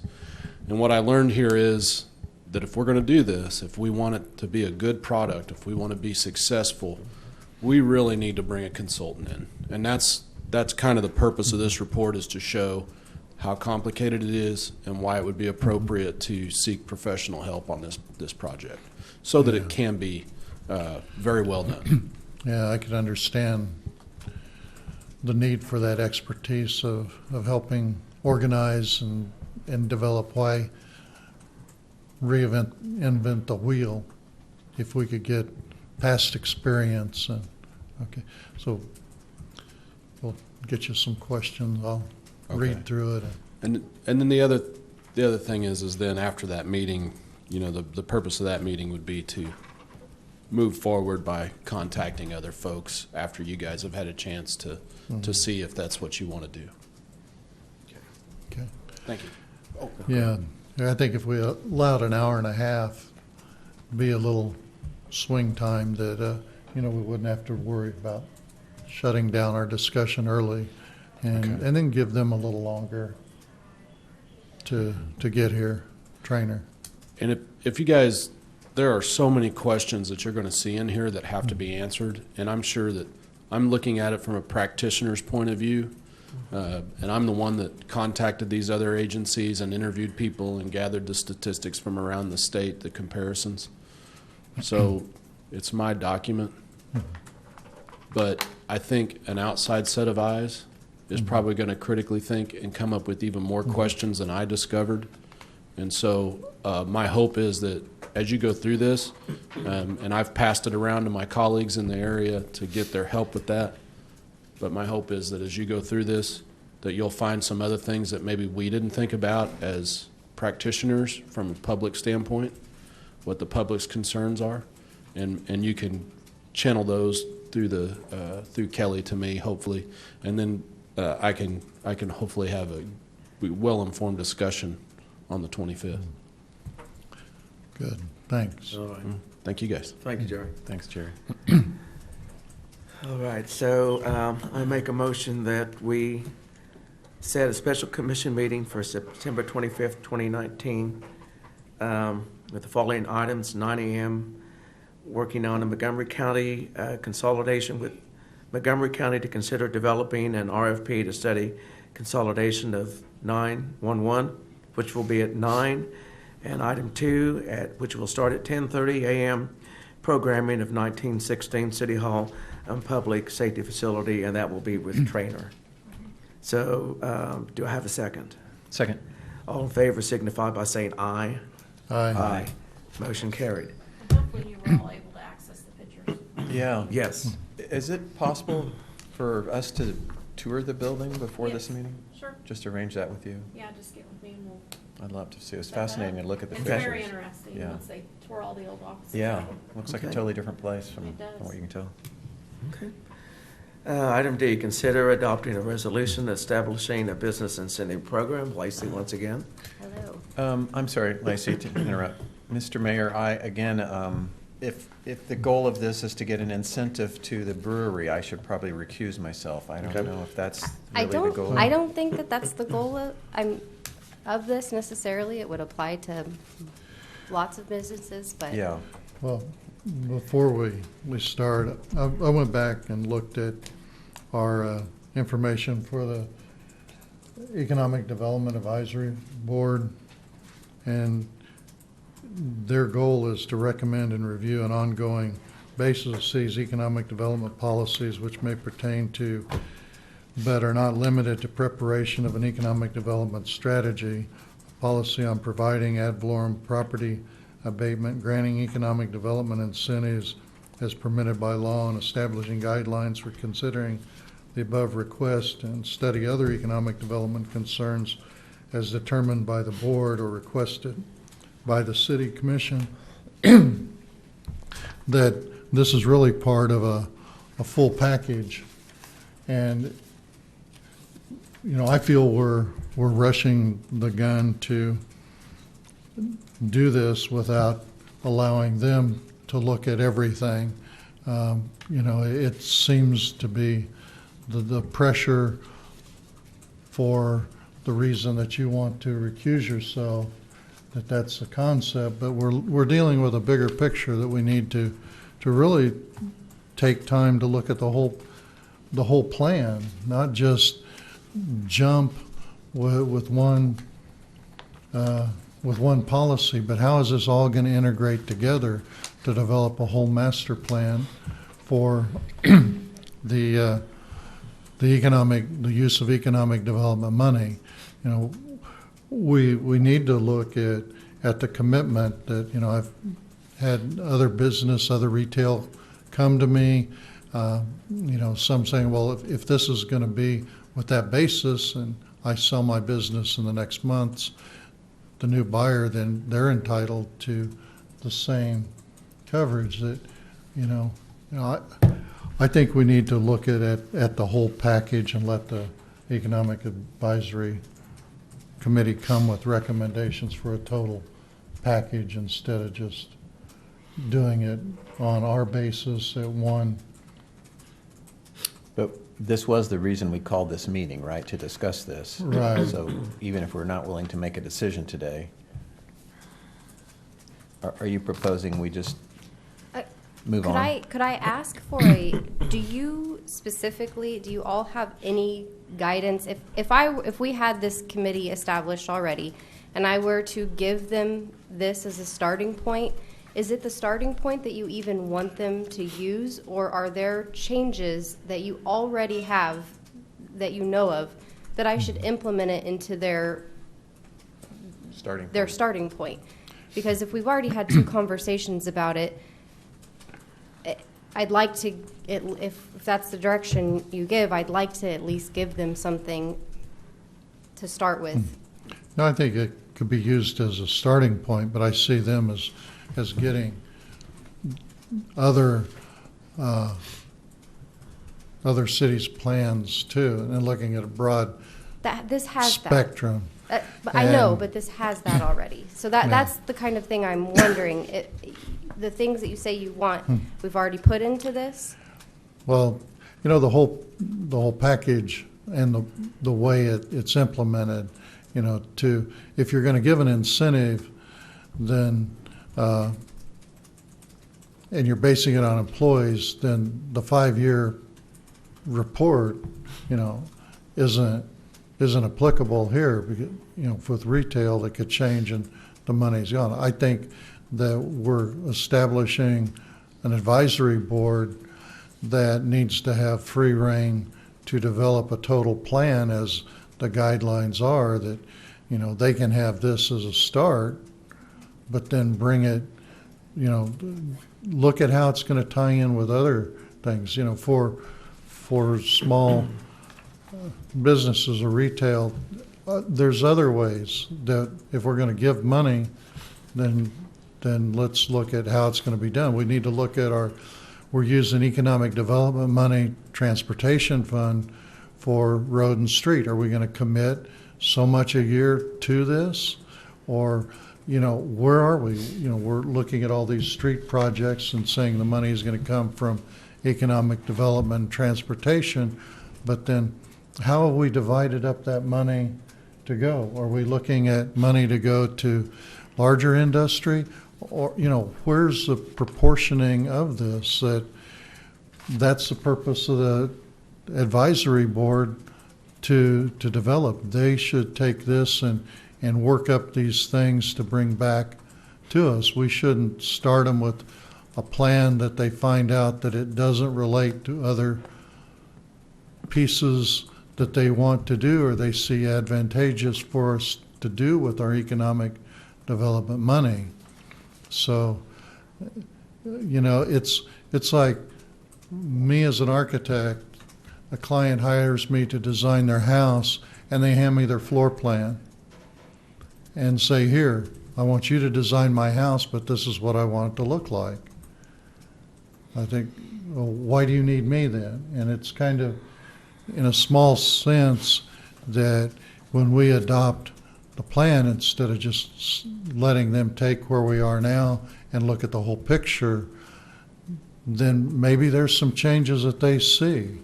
That's their task to do and to advise, and we should let them do the advising of everything fitting together.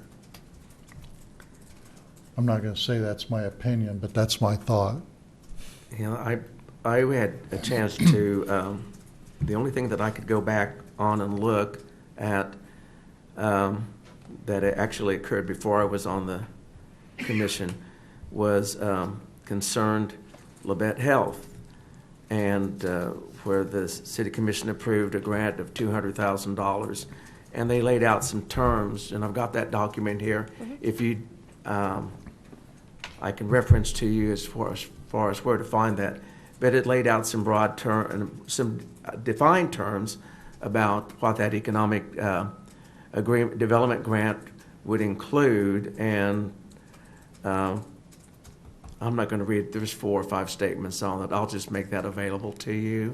I have it. And so you have that? Okay. That was done that was not a policy. Right, that is correct. It was done in the form of a resolution. Right. So would it be appropriate if I we've had this Indie Brewworks application. Previously, it was verbally committed to them. Now we're reconsidering. Would it be appropriate for me to bring it at our next commission meeting in the form of a resolution to move forward on that piece, or do you want to only approve anything via this policy? You're talking just specifically in reference to the brewery. Yes, because historically we've never had a policy, yet we've had That's incentives, and they've come to you in the form of a resolution. We don't have a policy. Obviously, we're not going to get a policy until the committee won't even be established until late October, I believe. Is that right, Kelly? Yeah, about mid-October is when. Yeah. So would you like me to dive into this a little deeper and have different stipulations and bring this to you in the form of a resolution for this specific grant like we have done in the past for all of the others?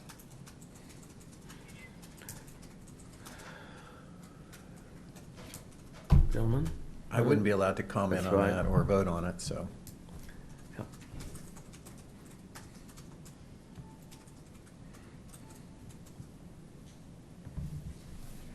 What's your thoughts on that?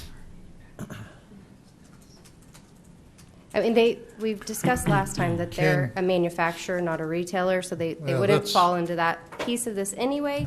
But I mean, Could I provide some historic perspective? I'll just go back to Cessna, which was like 95, 96, and there are all kinds of incentives given to them. Sales tax proceeds, I think. crawlback on, money based on employment numbers, tax abatements.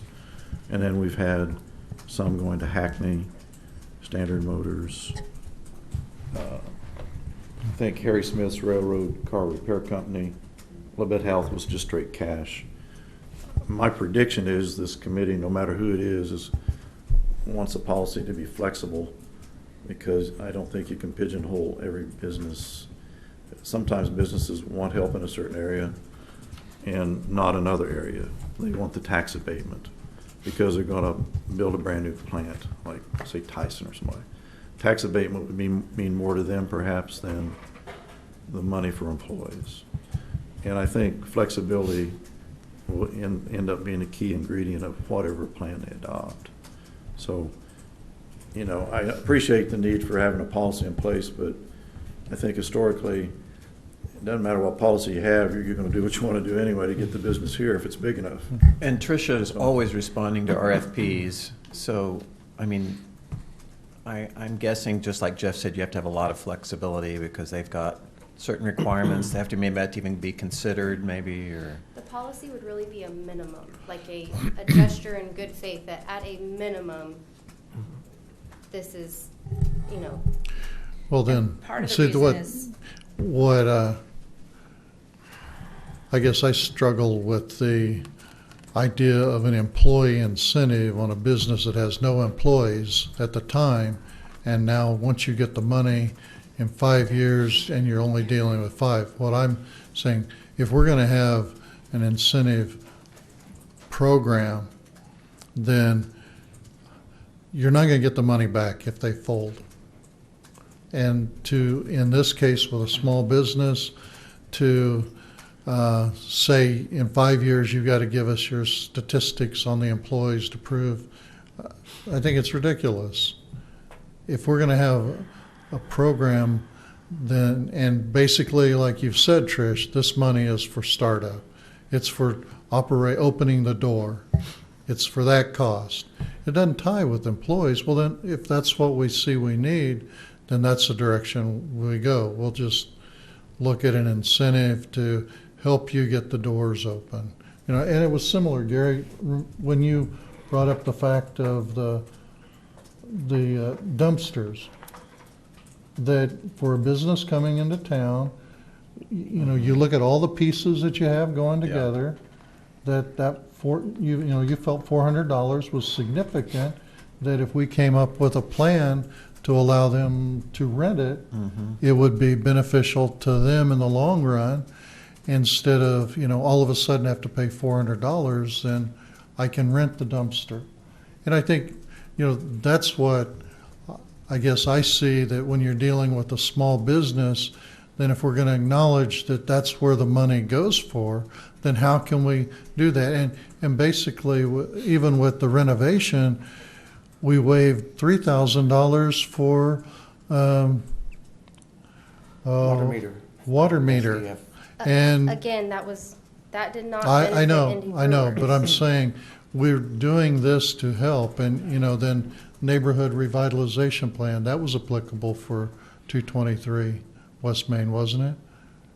Yes, but that's for the owner. I know. I'm just saying, you look at what we're doing there. that's not directly to the owner specifically. We're specifically talking about a operating business that will generate sales and revenue that will go back to the city ultimately. I know. So that's a totally separate But what I'm entity saying that is we're we've got confusing. these programs that aid other than aren't tied to employees. So if we're going to do an incentive for attracting a business and it's primarily going to that startup cost, then develop a resolution that allows some number, that it is always consistent, that What metric would you use? Using employees why do you creates consistency. need to have it if it's an incentive to open? Because you have to have employees to open, and you have to train those employees, and that is expensive. But It why really- not? It's But the that's training part of your employees. business cost. If we're looking, Exactly. that's part of what you've got to figure to operate your business. With If any we're business, when looking, you're offering an incentive, the purpose of an incentive is to allow them to offset pieces of that business operating cost. And at the very beginning of a business opening, personnel costs are the highest part, usually, of getting a business going. One of the highest costs. And But the we're reason- limited And on so our money. that's why it protects you, it protects the business, and it gives a baseline. So when we're initiating these conversations, you can always offer that flexibility. We can always come back to the commission and say, this is the baseline that we've offered this business, but we've talked to them. They would also like to look at tax incentives. They would also look at, a water meter. Those are the things we would bring in front of your committee and discuss with them, and then they would offer recommendations to you perhaps. But this allows a basic policy that provides a protection, a baseline, so that automatically any business who honestly, most businesses look at you online before they ever contact me or you. They will see this is a business-friendly community. They see it on our website that we have a policy in place that our commission wants to encourage business, and we have a policy in place that says this is at least the minimum that we can offer you if you create jobs, which ultimately gives you a return on investment, because new jobs, especially the way we structured this with if they live in your school district, if they live in your city limits, you get property tax revenue. They're going to go to your grocery stores. They're going to generate sales tax revenues at their grocery stores. Hopefully they're going to buy a car at Romans or Quality Toyota. You're incentivizing them to live in your city limits. So you are ensuring that here is your baseline. You're ensuring you get a return on investment automatically, and that's why that's the easiest metric to use. If you start complicating it, a business is going to say they're getting too much into my business. Here is a baseline, and it's a very simple baseline. And that's the why most simplest cities are using baseline that. is that every business gets 4,000, every But why business would gets we want that? 5,000. Because if a business comes in that we're just going to give a business $4,000, if they're not employing our people, why would we want to incentivize that? There's other incentives. You've got it divided up into large, small groups. But I would still come back to you and say, why? What are we getting in return? The reason you incentivize is we expect a return on our investment through employing our people and generating sales tax dollars. So if we want our people to be employed, why would we not base our incentive off that metric of employees? It's it seems a to me like natural connection. And that's Yeah. what the state of Kansas does as well. That's the policy that the state It of Kansas seems like does with that's a their jobs proven grant. policy that works pretty well. Yes. And if, I don't know, if Jerry Bright started a consulting business tomorrow, I don't want to give him $4,000 because then he'll do it just to take the $4,000. I mean, You have to have something Yeah, to something to base that it on. is the piece of the puzzle that links what we want with what they can give us. And we will incentivize them for that. You have to have some sort of metric. And this, like I said, this is aligns with the state of Kansas jobs grant policy that they have for a business. There's a jobs grant that's based on the number of jobs. The same thing that several other communities in the region, including Bartlesville, Coffeyville, some of the others have, that's based on jobs because it's a proven record, it's a proven metric that you can show an automatic return on investment. Kansas Department of Labor, the U.S. Department of Labor has an entire metric that's based on incentives, and here's how a community can show a return on investment, and the easiest way to show that return on investment is the number of jobs created by that business. This is a national metric that's used across the entire country, and we are just aligning to that metric to provide us some security. It provides me that when I have a 24-hour turnaround on RFP from a company that's going to create 30 new jobs, and we're going to submit the Independence Airport site for consideration, I can say the City of Independence has an incentive program that offers at least $1,000 per job created, as well as other incentives that will be negotiated as we learn more about what your business will be doing. And that's the language that I would put in. But it shows a grand gesture from you all that says, we are interested in your business and we are going to be competitive with Parsons, we are going to be competitive with Pittsburgh, we're going to be competitive with Wichita, and here's how we're going to do that. So you need to have that message to be able to market yourselves effectively and aligning with other programs across the state. So you can stack them without so much headache, without so much red tape, and this can go a little smoother. This facilitates that process so a business can look at you and say, we are a very business-friendly and aggressive community that wants new companies to come to our community. And that's the purpose. And can we also say we've only budgeted a certain amount Yeah. for that Exactly. each year so Yes. that we, Yeah. it As doesn't get funds out of allow. control? This actually said as funds are available. Yeah, okay. Just want to make sure So, on that. so that incentive is made available up front, so it's not like Correct. tied to the end of the year, you turn in that, yes, we did hire 5 employees, and they are full-time employees, and then at that point, that dollar amount, wouldn't that normally kick in at that time? Because you've shown that you've employed 5 people, and they were employed for X period of time.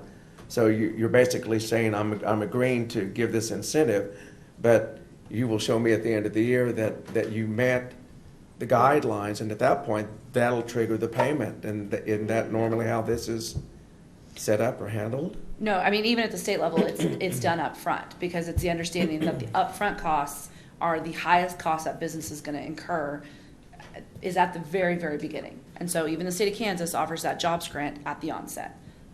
You can structure it like a loan, a forgivable You loan. can. Well, Lewis and Leonard both have that same concern at the end of the year. Are the employees still there?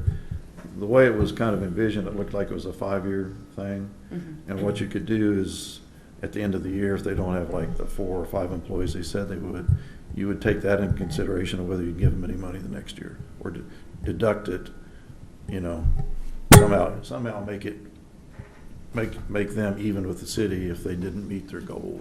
But, See- I mean, it could be, that's why it needs to be flexible.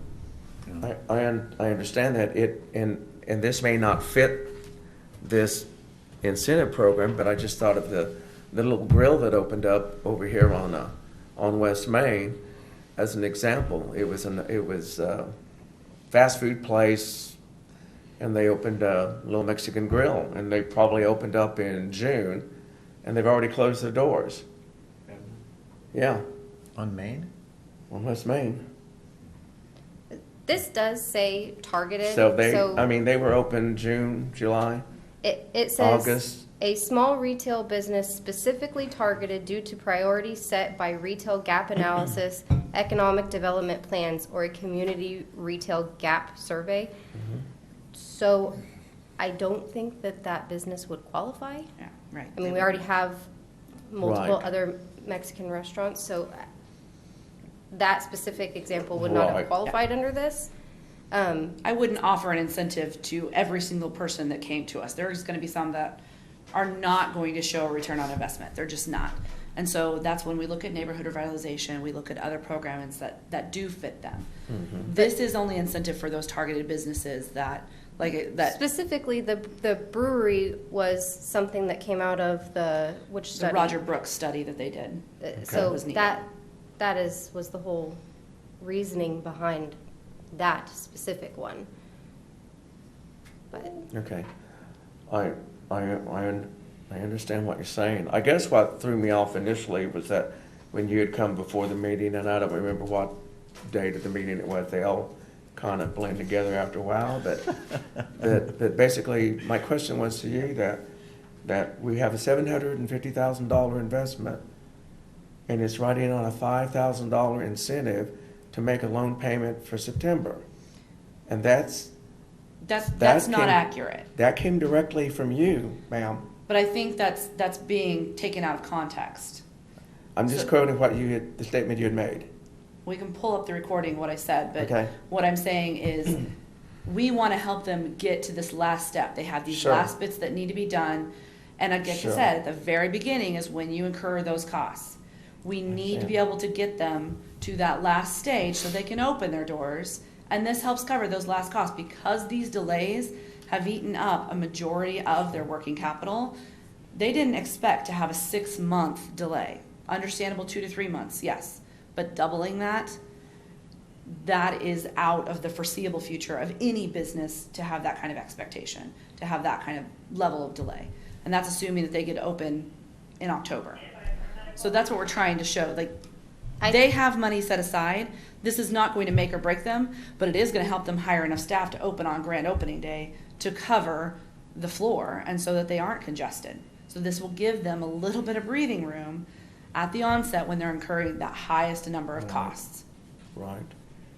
And Okay. that's what I was trying to say, is that we need, if we're gonna give them an incentive, we need to give them this to, at the onset, when they're incurring all of these costs. And this isn't just Indie Brew Works, this is, let's say we get a new welding fabrication company that goes into West Laurel Industrial Park. They build a 30,000 square foot metal building, and they're coming to the end, they've experienced 5-6 months of delays, they've eaten through all their working capital, they've eaten through all their contingencies, but they need to be able to hire those 2 people, and this will pay their salaries for those first 2 weeks. Once they start making a profit, they're fine. That's why we have programs like this and why we try to get them at the very beginning, because every single business is going to incur these sudden costs, and they always happen right at opening, it seems like. And so that's why the state structures this way. That's why Bartlesville structures it this way. That's why several other communities in the state of Kansas structure these incentives to happen right basically at opening, because it covers those unforeseen costs. It covers those grand opening costs. It covers those, oh my goodness, now there's an extra fee with Atmos Energy to extend this line 4 more feet because our line has to be moved. Those things always come up. And we expect that, and that's why we always build a massive contingency and working capital into almost every loan we do now. But we want to be able to show businesses that here's one more bit of help to get your thing going, to cover those last bits of cost.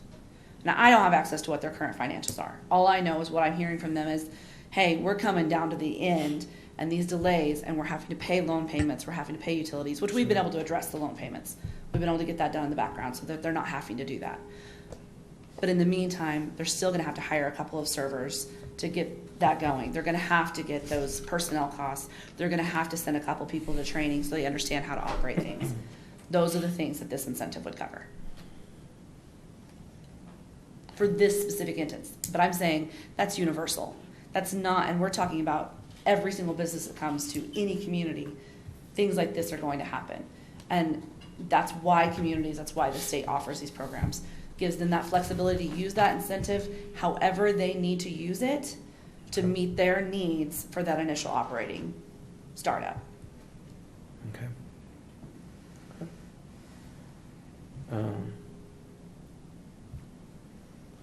Could you send me some documentation that you've referenced on policy? Could you go ahead and send that to, I think you've got my email address. Yeah. Yeah, go ahead and make that available to me anyway. I don't know whether these, either ones are. I can forward it to or all of to them. Kelly, and she can forward to all of us interested in that, so. So that was my initial concern from a previous meeting. And that's that made me question that. It's not that I don't feel like an incentive, that we can set up an incentive guideline, but to me, it always seemed, me in my head, I was of the opinion that when you showed that these people, they were employed, they did meet X amount of hours, and at that point, that incentive kicked in, and they got their money. I didn't either understand or realize that incentive was actually paid up front before actually anybody was actually hired or the business actually opened, which seemed a little strange to me, but I'm not a business person, so. Well, and technically, they do have 3 employees right now. So, I mean, on the books, I mean, they're not really getting paid because they're trying to get the doors open before they withdraw money from the business, which is the right thing to do as a small business owner. Tim is having to be paid, their main brewer. Okay. But they'll hire 2 more, and they've got them already interviewed, they're ready to hire, but they can't start paying them until they can open those doors, because you have to have revenue to pay them at the end of that 2 weeks. Understand. But they have interviewed them. They're at the 5. Sure, okay. I understand that. So with Tricia sending that information to Kelly and distributing it to all of you, would you like to see this back specifically just for Indie Brew Works in a resolution at the next meeting? What's your flavor?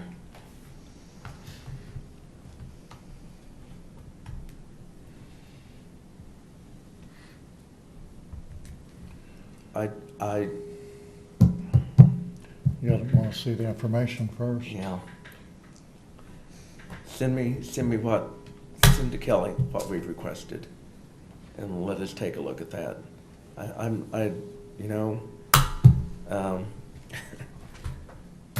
I guess we've been portrayed as the holdup for the whole project, which is beyond me. So let's just do that. Send me the information that we've requested to Kelly, and we can take a look at it, and then we can give you direction at that point. Okay, Would that be fair enough? sure. Okay. All right, thank you. All right. Thank you very much. All right. I think we are ready for adjournment. I make a motion that we adjourn. Do I have a second? Second. All in favor signify by saying aye. Aye. Aye. Motion carried. Is that how you